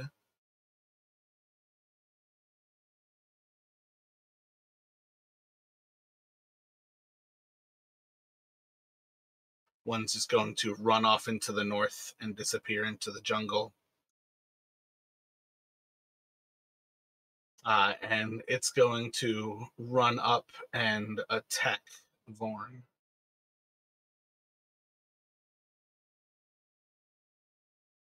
And it will hit as it slashes at Rin with its scimitar. Going to do 3 slashing damage as it's trying to slash at this gigantic creature that is just generally not where it thinks it is. And as it tries to slash, you just hear the sounds of like the chinking of metal, and this creature kind of failing to make good contact. But Rin, you will basically feel that one moment where the blade is just deep enough into you to feel it kind of cut through your robes and down into your flesh.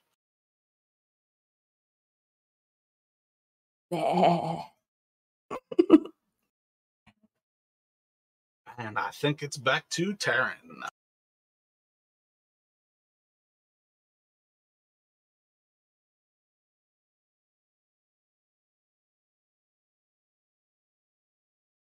Taryn would go with just shouting out for the might of Vorn, and then go like in between,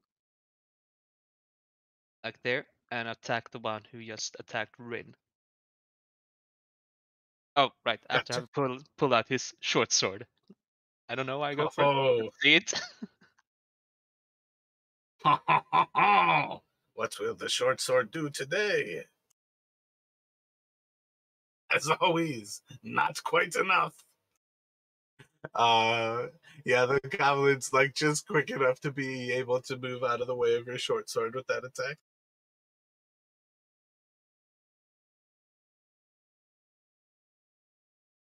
I'm gonna get you a new one of those, Chris. Yeah. Do you, I just find do it you have funny. any interest in like bonus disengaging, or are you staying in the combat to be like central? No, I'm staying in the combat. So Gotcha. I'll end my So turn there. it's gonna go to Jarek here. Okay, so Jarek is like looking towards the one that are wavering right in, right near him. He's gonna say like, Vorn does not want bloodshed, but he will not tolerate insolence, and he's gonna move past them.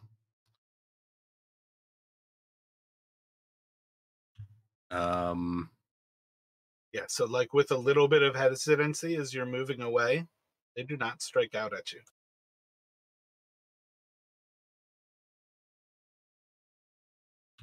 And I am going to, pulling out my scimitar as I'm like moving past them, I'm going to attempt to knock out the one south of Taryn. Excellent.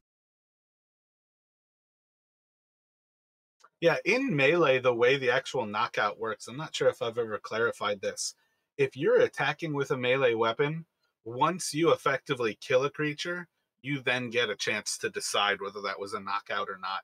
You do not have to state it ahead of time, but it is only with melee.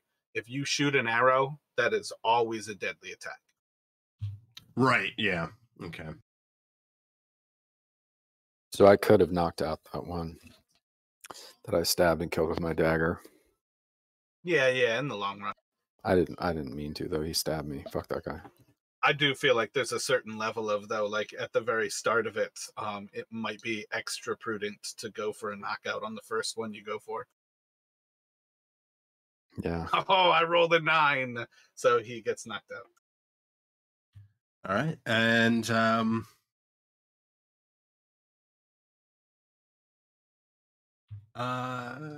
yep, that's it for my turn.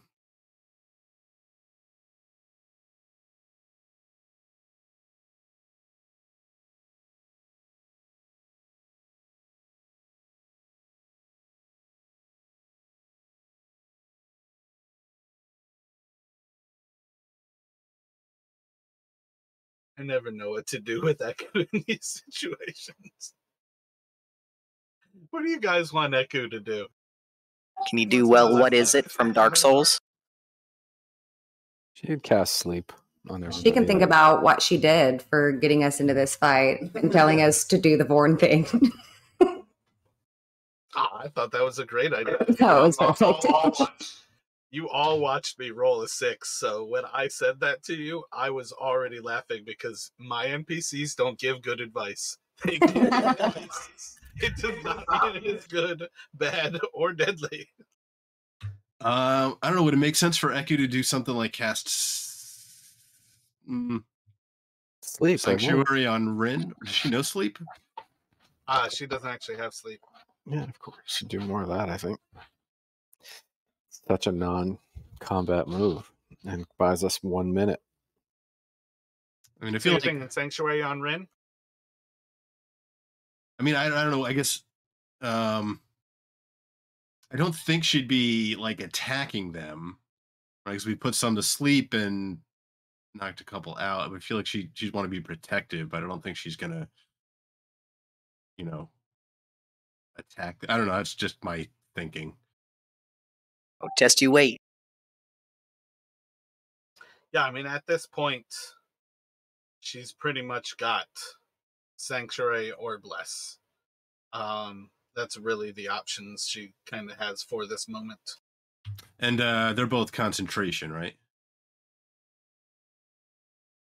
Yeah, each of those will be concentration.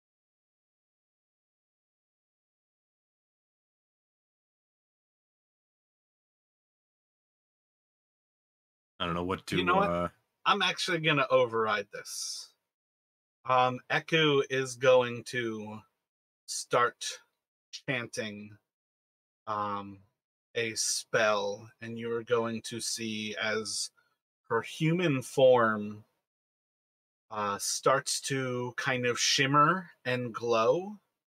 And I think for the first time for Darren and Rin, you all will start to see as this like snake-like form is kind of like moving in and out of the human who's standing next to you. And as the chanting kind of continues, the snake is going to kind of take more and more of a true form. And she is going to start to cast a spell.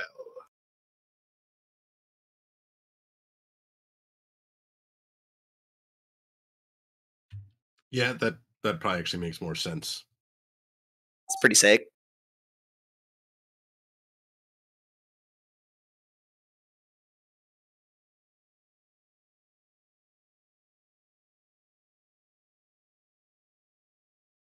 And I feel like we probably, similarly to like her ethos and all that, we probably would have told Darren and Rin about her, true form, I guess, right? Do you think? Yeah, I think in the long run, I don't think. Again, I feel like that's kind of stuff that doesn't always have to like pull out from the actual session time to kind of Right. have the background that she is indeed like a celestial creature, and on in general kind of like a different level than what you might perceive a normal human in Chalt.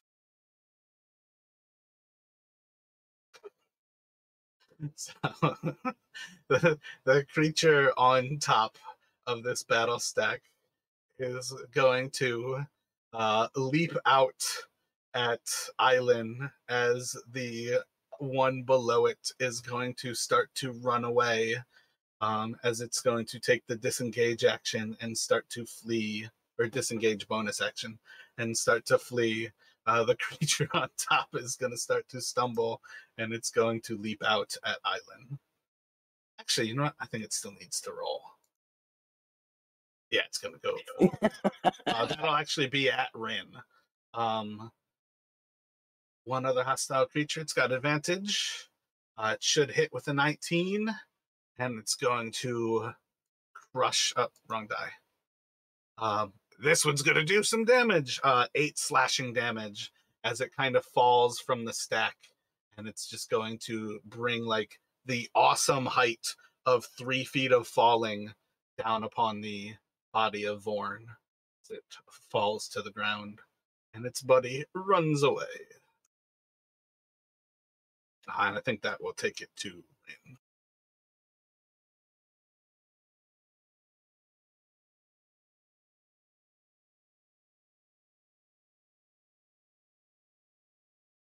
All right.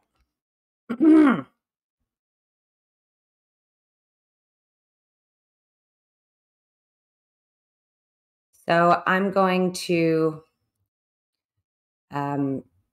still stand there, big and commanding, that I took the hit, but I didn't want to appear, but I don't want to appear like I got hurt, right? So I stand very tall, very strong, and I turn around, and in my right hand, a red ball starts to take form. Wait, yeah. And I hurl it towards the Goblin Queen. Yeah. So Can I do kind that? of things here. You are in combat, so making a range attack will be at disadvantage, and you already have a lot of things obscuring your sight of the Goblin Queen. So that's going to be a very difficult shot to make. As well, you also know that she's going to be asleep for an amount of time, 1 minute, until she takes damage. If you hit her, she's going to wake up. So, but I think if we take her out, we'll have a better time, hopefully commanding the goblins left rather than fighting everyone. She's out right now, though, for 9 more rounds. We could interrogate her. All right. All right, then to take my movement to get closer to where, like on the other side of that island behind me. Yeah. So I'm going to move to the. So at this point, are you looking to just get away? Do you want to use your action No, to disengage? I So you don't. can't be. Oh, you have one beneath you. You have to disengage. You have to use your action. She has two Oh. beneath her actually. One is beneath. Okay. Damn, Darren. Wanted to call him Ren instead of Rin. I want to cast. I want to cast Mound and excavate and bury the queen. Can I do that around the island?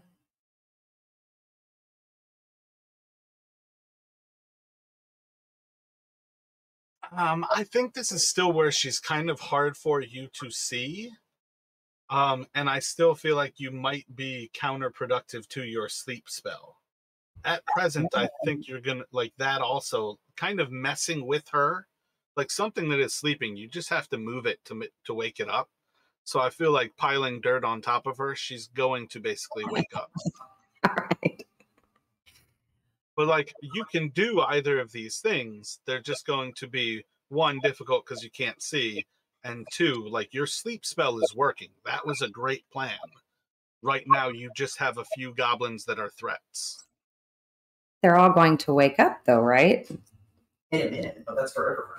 All right. Well, like for instance, at least I think you, as well as Island, would have recognized that the three goblins to the north of you all stood their ground. None of them attacked before they were put to sleep and fell over asleep. So you kind of all have the sense right now. You have four goblins that are a threat to you. No, three, because Jarek knocked out that one.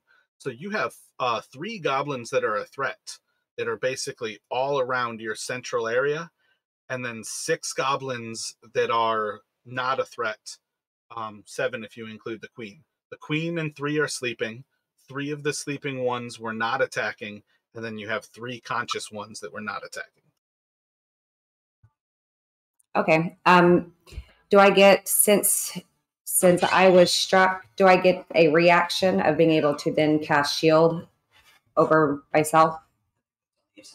Oh, my bad. Yeah, shield would have been last turn to do. Okay. A 19. What's your AC? I mean, you could have cast it last turn, but in the long run, I don't believe that would have actually blocked it. Okay. And I feel like there's a certain level of you actually see the attack coming on to recognize like how precise it is.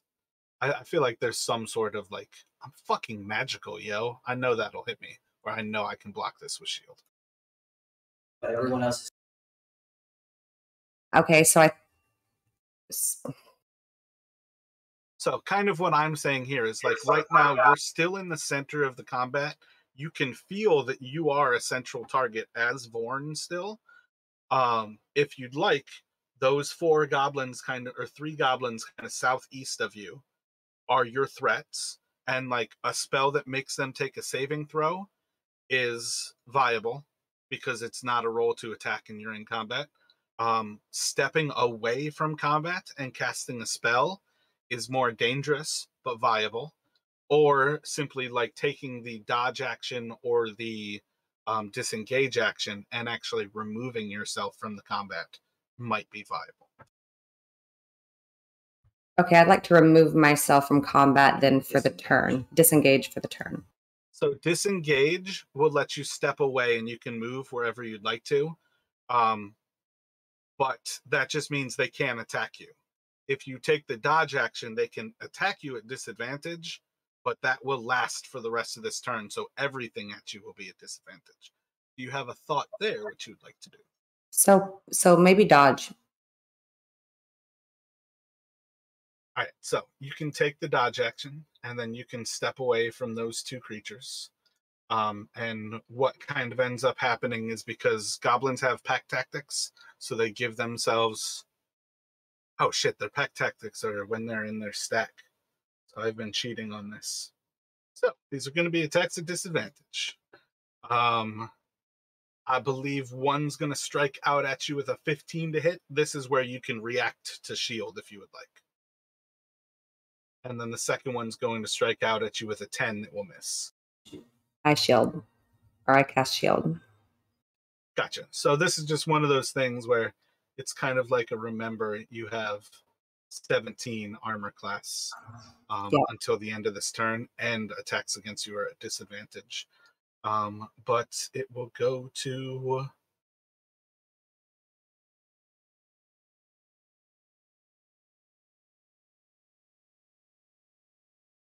I think this little guy is going to disengage and start to haul ass into the northwest as well.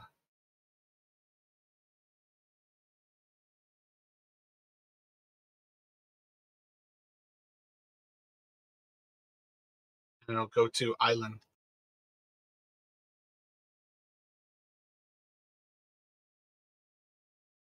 All right, so is this one still hostile? Yeah, right now it's basically the two that are east of Terran are the ones that have been attacking you all. And realistically, you just watch them attack as Vorn stepped away from that. Okay, so I'm going to attack with Spiritual Weapon, the one who most recently attacked Vorn.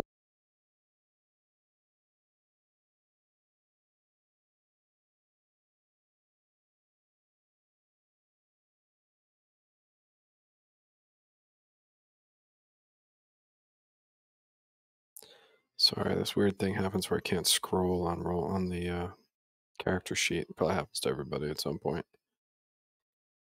Okay, so I'm going to cast.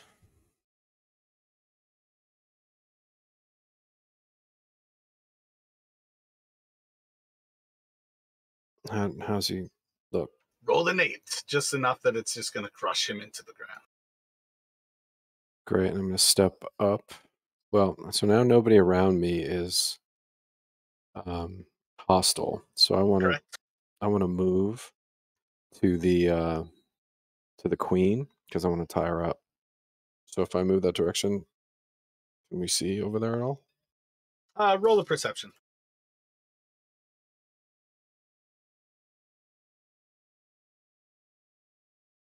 Yeah, when you start to actually move off into the direction that you heard her, and you start to carry your way over there, you will be able to spot her. But I think overall that is going to take your turn, and it will go to Darren. So there's one directly to the south of me that's still appearing hostile. Yep. I'd like to just bop it with my short sword, the hilt of it, and see if I can knock him unconscious. Go for it.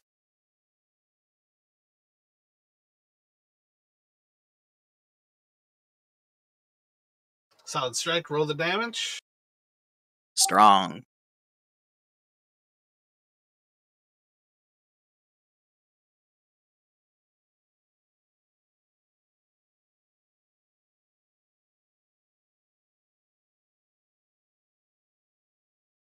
Doesn't bode well for him. He was already taking a risk standing on top of the fire.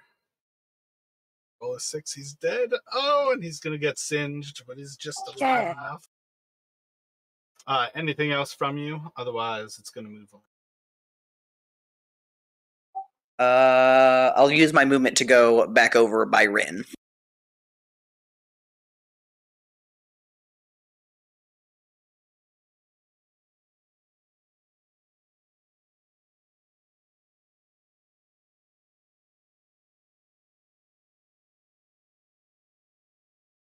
So that one, too, is going to disengage as it runs from the fire.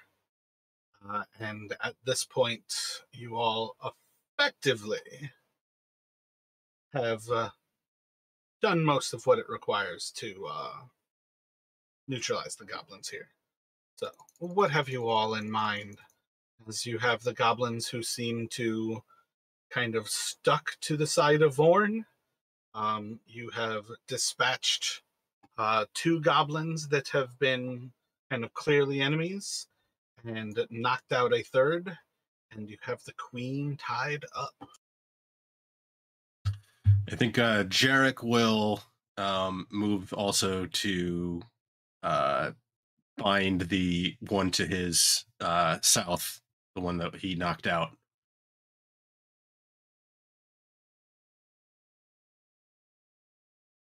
And Island's going to say, tie them up about the other three that are asleep.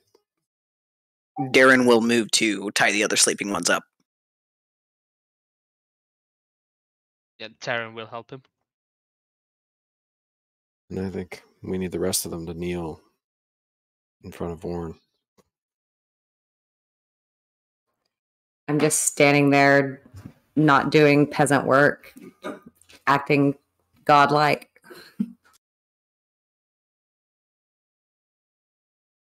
So as like the three goblins are kind of walking up from behind Jarek, they're going to look to Vorn, and in Goblin they're going to say to you, Squig, Screech, and Trap have nothing stood to serve you. Why do you use their magic, your magic, against them? Vorn, please be kind to our friends.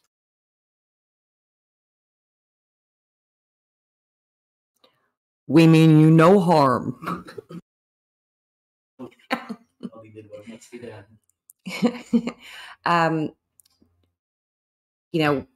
We mean your goblin friends no harm. We're looking for an amulet. Do you know of this amulet? They're like looking around at the goblin corpses.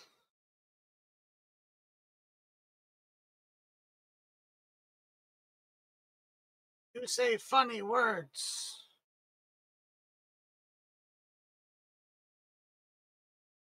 Why do you kill our friends? You mean us no harm. Can Darren interject and say, still kind of being the hype man, but like trying to calm things down now and explain that we only did what was necessary to maintain peace. They stood against us. They questioned Vorn. It cannot be stood for. And now we will like to have a talk with your queen so that you may learn your lesson. Why are you tying up Squig, Tree, and Branch? Squig, Trap, and damn it, Squig, Screech, and Trap.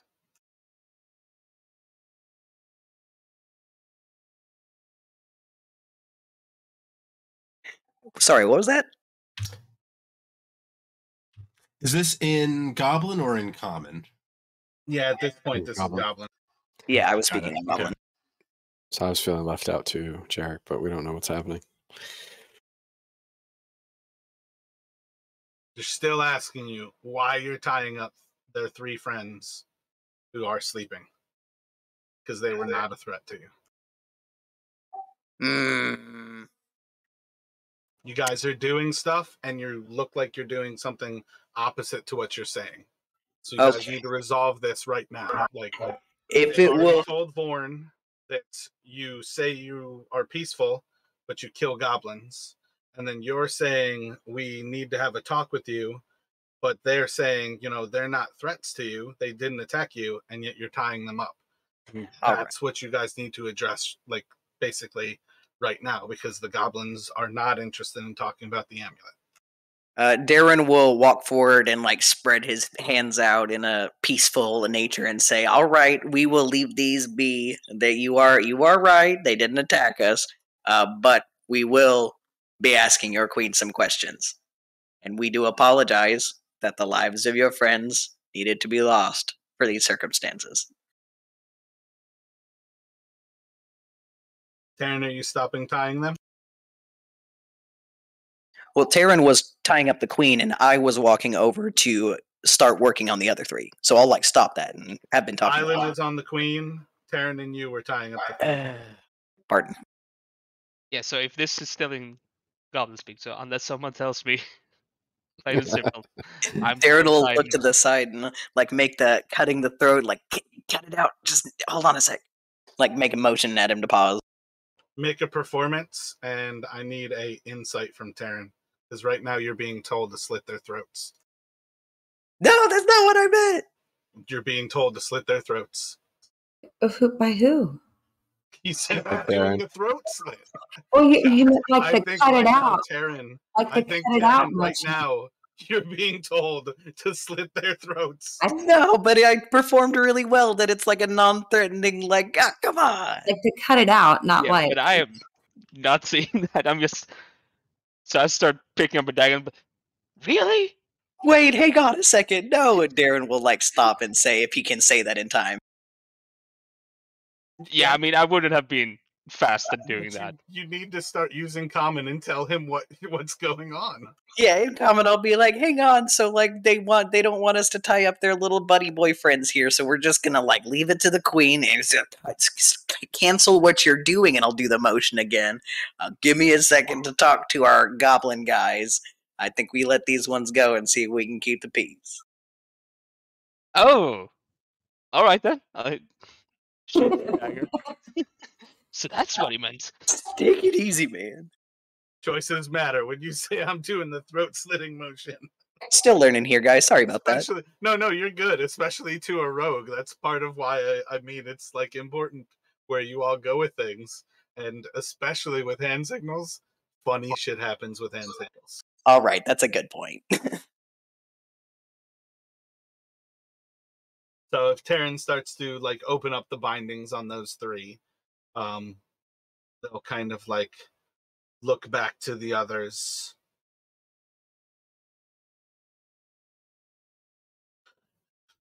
You can question Queen of the Apes, but we would like to bury our friends. Don't know of your amulet. If that's in Goblin, Darren will immediately translate that to the group.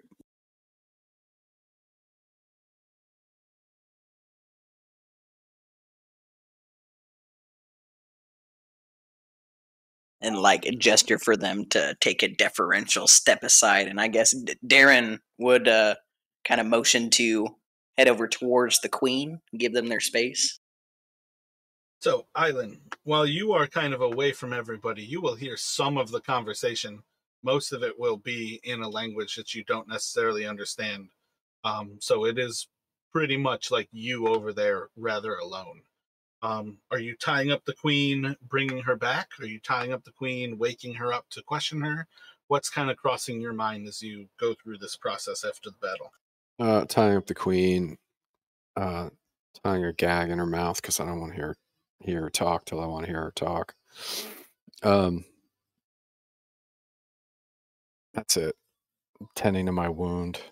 I'm a little pissed that I got stabbed. So she's going to end up waking up as you start to gag her. But you can take her into the main area. And as it becomes apparent that the queen is awake, Echo is going to stop casting her spell. What have you all in mind?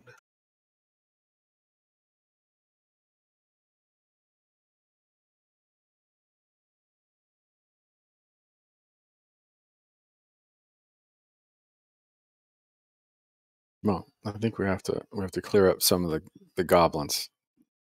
Have to go, but we can keep the one. That was our goal. Is there any way to do that?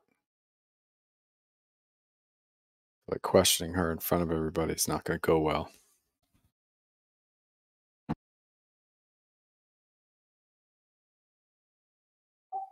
It's not a bad point. Maybe we should go try and make another camp and see what we can get out of her and make a plan after that for tomorrow.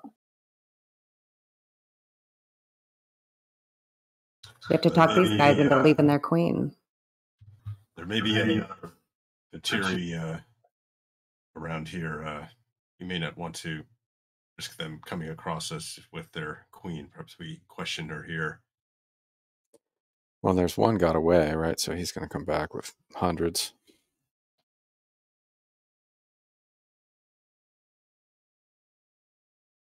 Should we just take her back to Vorn's statue? We're not going to get any sleep tonight. How far away are we from Vorn's statue? That may raise questions. You know what? We just really just need to know what she knows. And so I would like to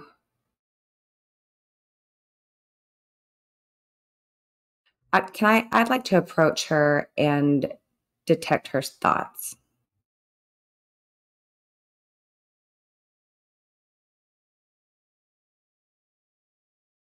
Wisdom saving throw, your DC is 13.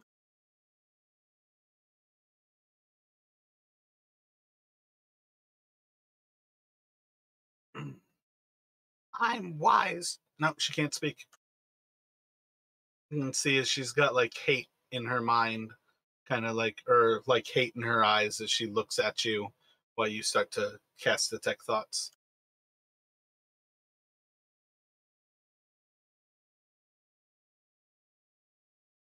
So I want to remind her that we are looking for the amulet before I cast this spell, so hopefully she thinks about it. No, I'm sorry. She already paid. Oh, So her looking at you with like hatred is like the recognition that you are trying to delve into her mind. oh, She rolled a 16. okay. Ugh. The dice are not on our side today.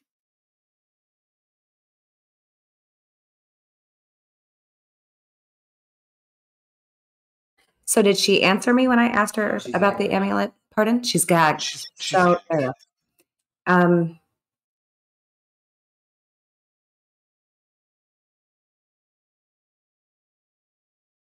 That's because I think she's going to say something to convince everybody against us. So I gag her.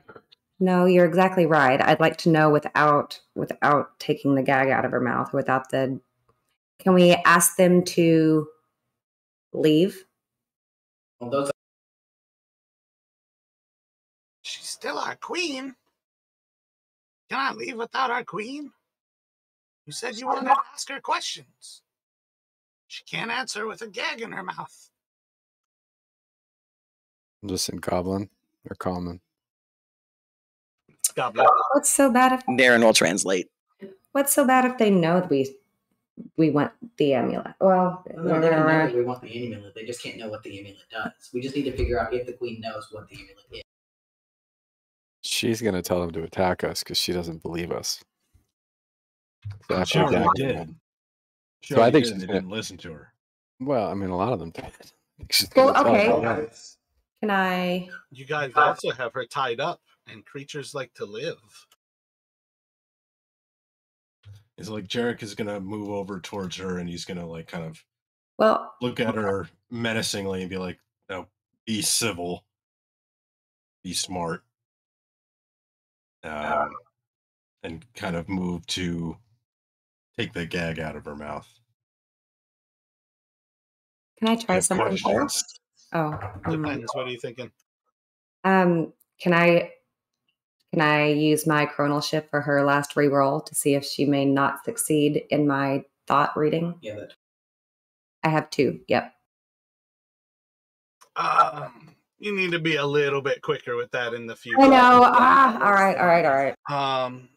But That's fair. yeah, you can delve into the first layer of her mind. And the first thing you are going to sense is this is a creature that is afraid for its life.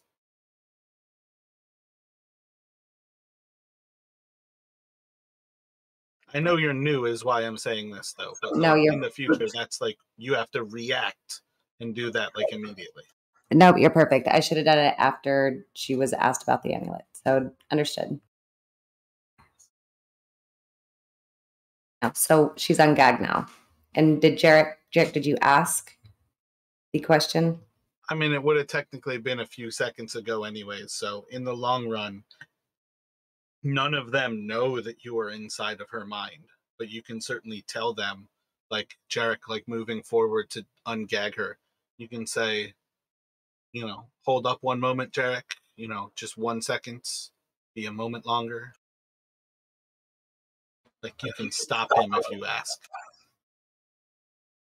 So, okay. So I'd like to kind of approach over there and stop Jarek from ungagging her. And I Gotcha. whisper. So you're like moving up next to them and kind of just Yeah. reaching your arm out in front of him. Yeah. And maybe I lean down and I whisper to her, "Where's the amulet? Where is it?" And then now what is she thinking?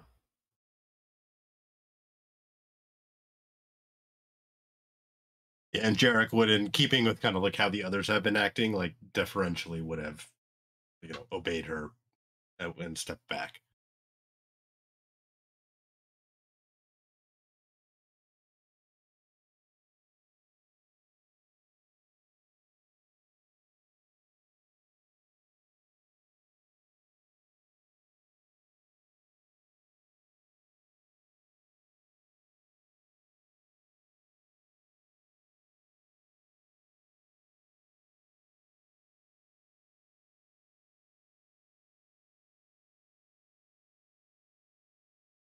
Make an intelligence check for me.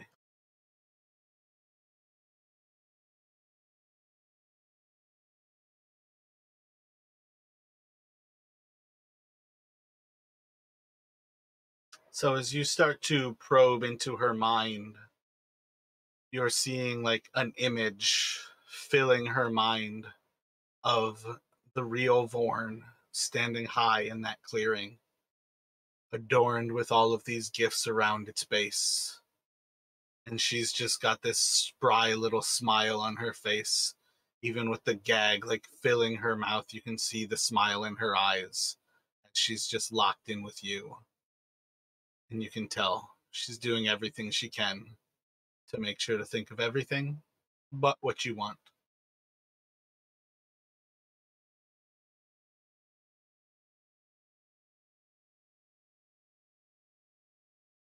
And she'll kind of like move a little bit with her shoulders, kind of displaying the bindings around her arms.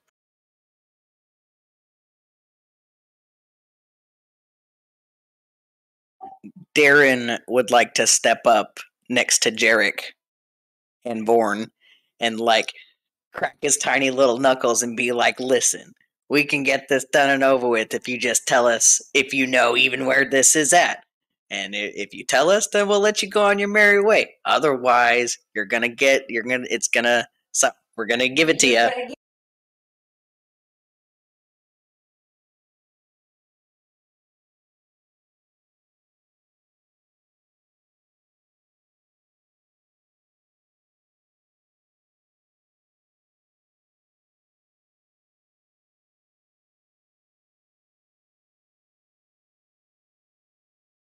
So as you start to intimidate her, you're going to see inside of her head as she starts to think of her village.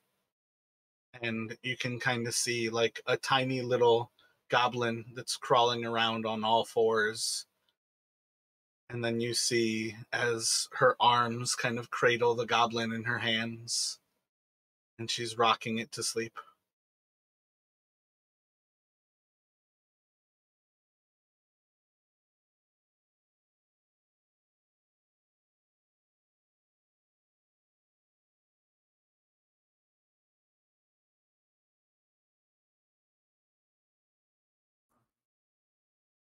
Tell us in exchange for your freedom. She's going to hold out her arms to you again.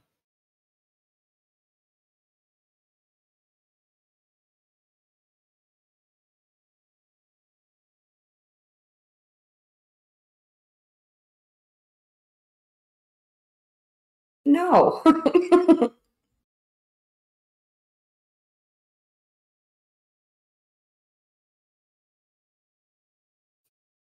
Uh,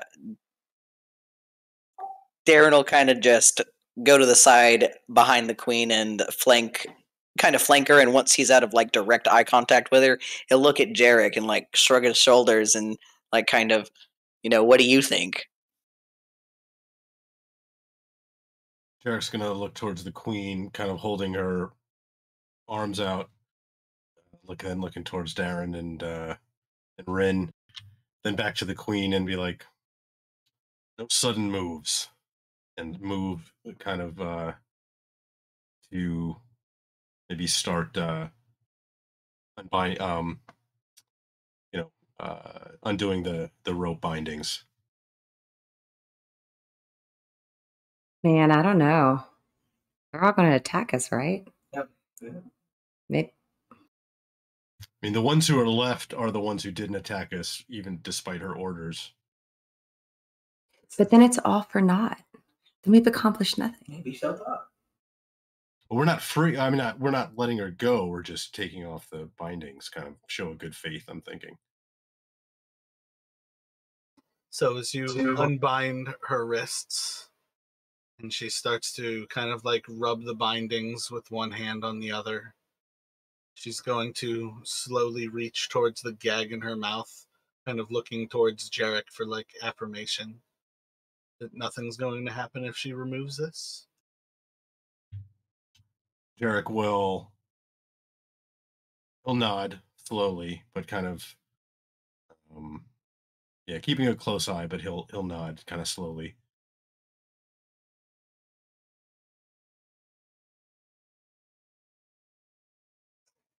And then Rin, you're going to sense in her mind as she draws her thought towards sending away her goblins in exchange for you showing your true form, because she knows you're not Vorn. And then you hear as she says out loud in common, and then when you have what you want, I will return to my home.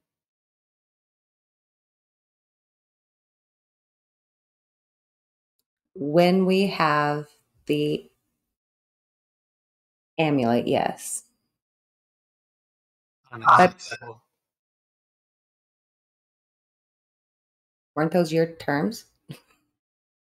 She never said when you have the amulet. When did she want to be let go? Well, no. So, like, she wants us to let all of her allies go, and so that we can talk to her so we can talk to her one on one, right? And Hold on 1 second. She will send away her goblins. Gotcha. If you show your true form when they are gone, so you don't have to break being Vorn to them, and she will tell you where the amulet is. I nod in acceptance. So you'll hear in Goblinoid as she looks to the others and basically says to them, return home. Look after the ape tribe. I will follow shortly. And then as they all leave, you drop your form. Yes. I think I'm getting to Pinch's Goblin as well. She will kind of look you over. I knew you were lies. I've seen what you are searching for. And I think Island showed her the actual rubbing, under the idea like that when Rin walked forward before, she was kind of like chest out, have you seen this, kind of pointing to where it was actually on your person. And then he actually brought out what would be a closer drawing to the actual amulet in its non-relief form. So she'll kind of like point back to Island and she'll say, I have seen what you've searched for. And the queen of the ant tribe has it. Have you been through this area? We don't know much about the ant tribe. Tell us more.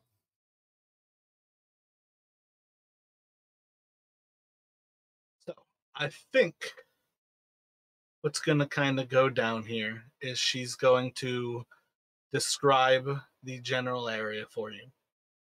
She's going to warn you all that all of the Batiri have moving homes. You'll kind of like eventually find the common word that they're nomadic. What you can also tell is when she's describing it, it doesn't really work for all of the connotations of what it means that they have moving homes. But she'll kind of give you all her directions towards this tribe and continue to kind of look up to you all, like when you're satisfied and when she can go. Can Jarek ask her whether she can kind of tell her tribe to leave us, essentially unmolested? That we wish no, we do not wish to harm her or her tribe. We're simply searching for the amulet. And we owe a boon to the same god. And we worship Vorn as she does. He's asked for this task, and we must find this piece of him to return it.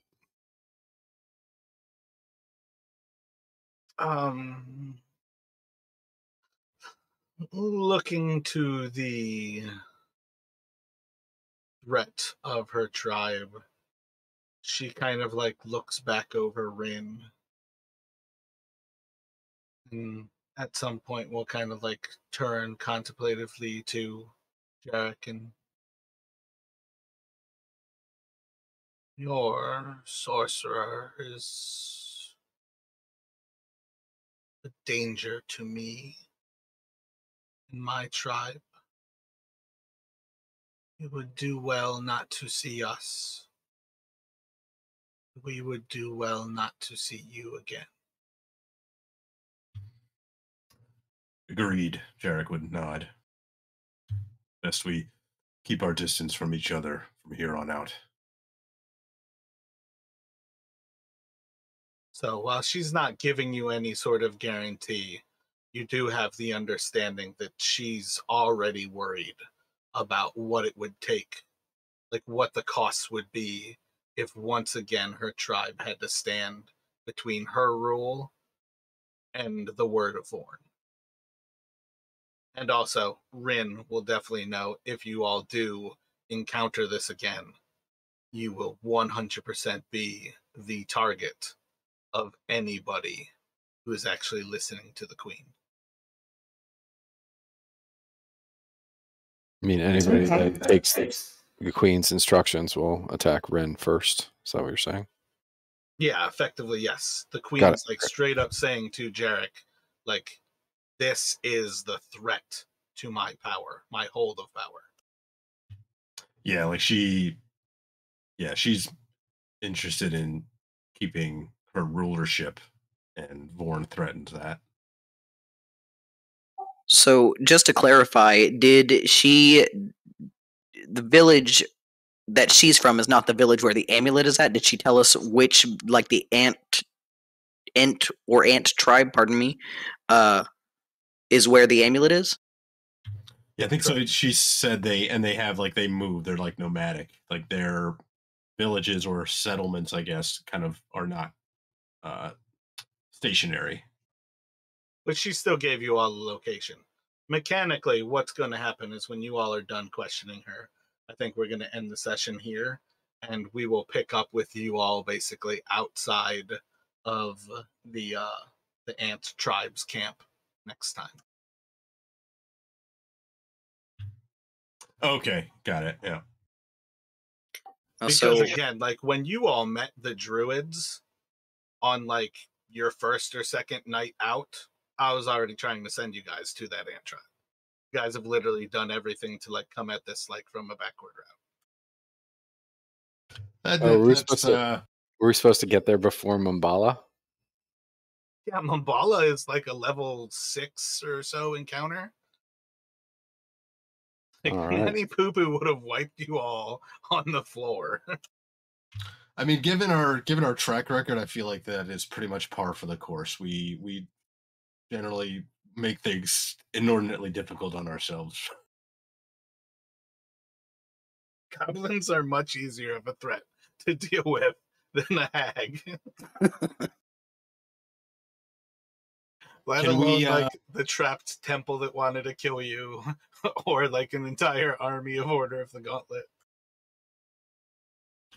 can we question the queen about if she can tell us anything about the ruler of the ant tribe, like her demeanor, or potentially, is it a big tribe, small tribe?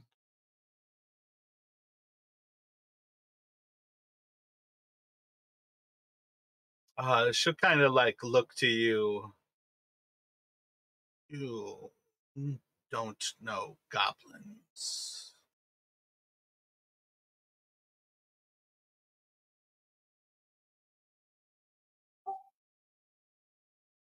But I do, right? So what can I infer Make with an goblins as intelligence my? check with advantage. I surely will.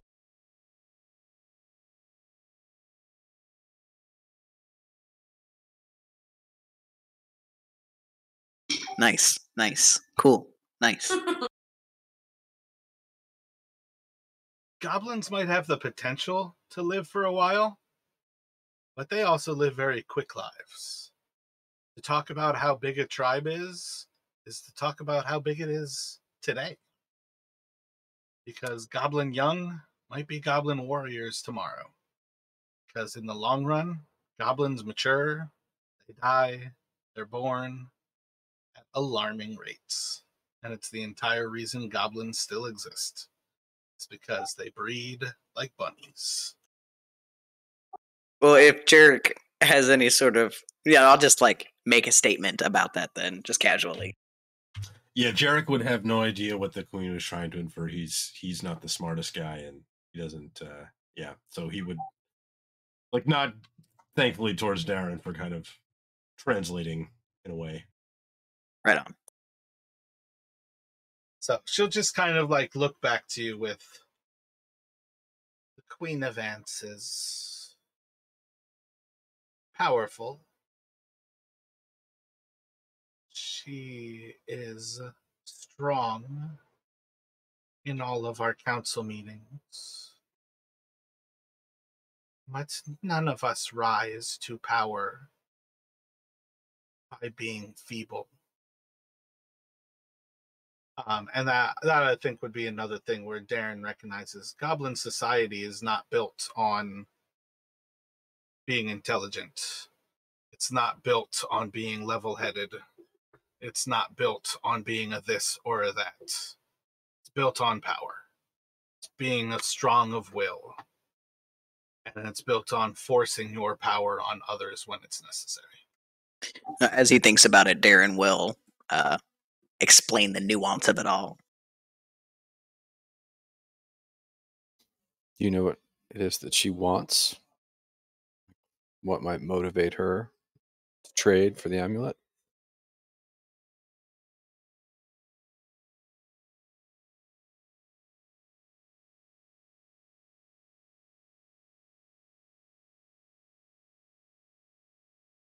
Make a persuasion, Isla.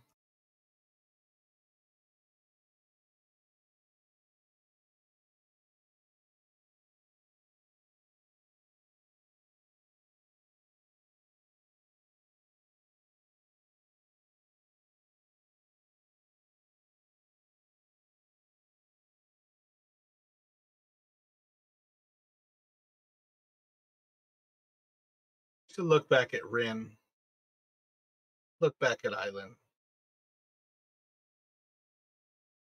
What? What could she want? What can't she deny?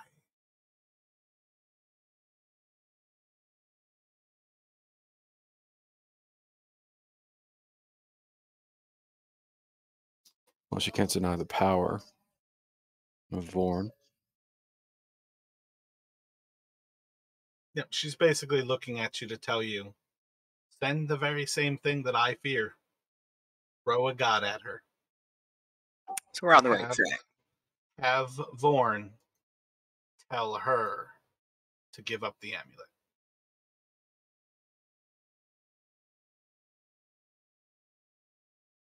Does she have anything that's identifying her as the queen of the apes? I think she had a nicer mask, right? Like a tusk mask. Yeah, in the long run, that's purely me just bullshitting because the one that you guys want is called the Ant Hill Tribe, and they've got 3 ant hills around their camp. So in the long run, it was purely under the idea that maybe some of them are named by what they are close to. So perhaps this one is close to the actual like apes or something. That's all I was going for. Yeah, I was just seeing if there's something we could take from her to bring that would seem threatening to the Queen of the Ants, like a council necklace or something.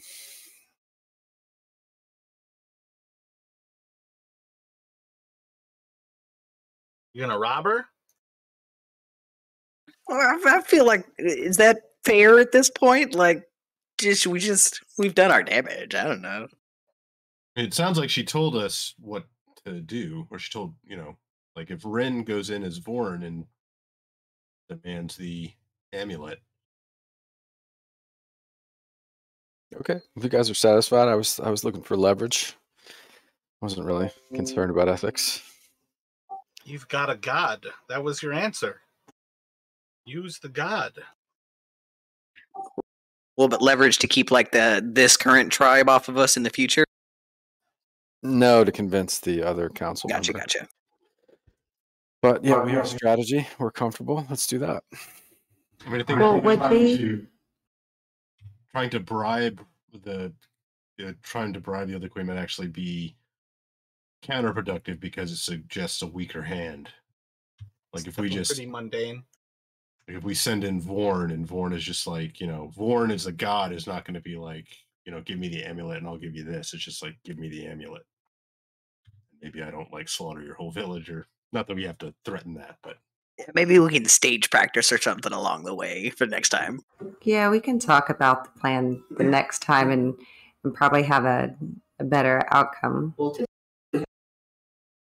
Yeah, who would have expected the queen to wander into our camp? That's good though. 2 casualties. Yeah, sorry I killed the goblins. I think I killed them. Well, I Is didn't there- even mean to kill one either. It just kind of got burned up. It stood in the fire. That Wow. also, again, though, is a recognition that Darren's experience with goblins, it is rule by power. Their best hunter, that was a hunting party. Their best hunter is their leader. Mm. So yeah, well, I mean, Jarek, why don't you ask her kind of threateningly what's in her pockets? Sir, you guys, so you guys want to rob her? Killed 2 of her like teammates. I mean, I think we've gotten what we need from her. Okay. Yeah, I didn't mean to just to derail things by asking. I was just wondering if there was anything obvious. Okay. Island is like up for whatever you guys want to do. But probably not spending the night here in the same camp.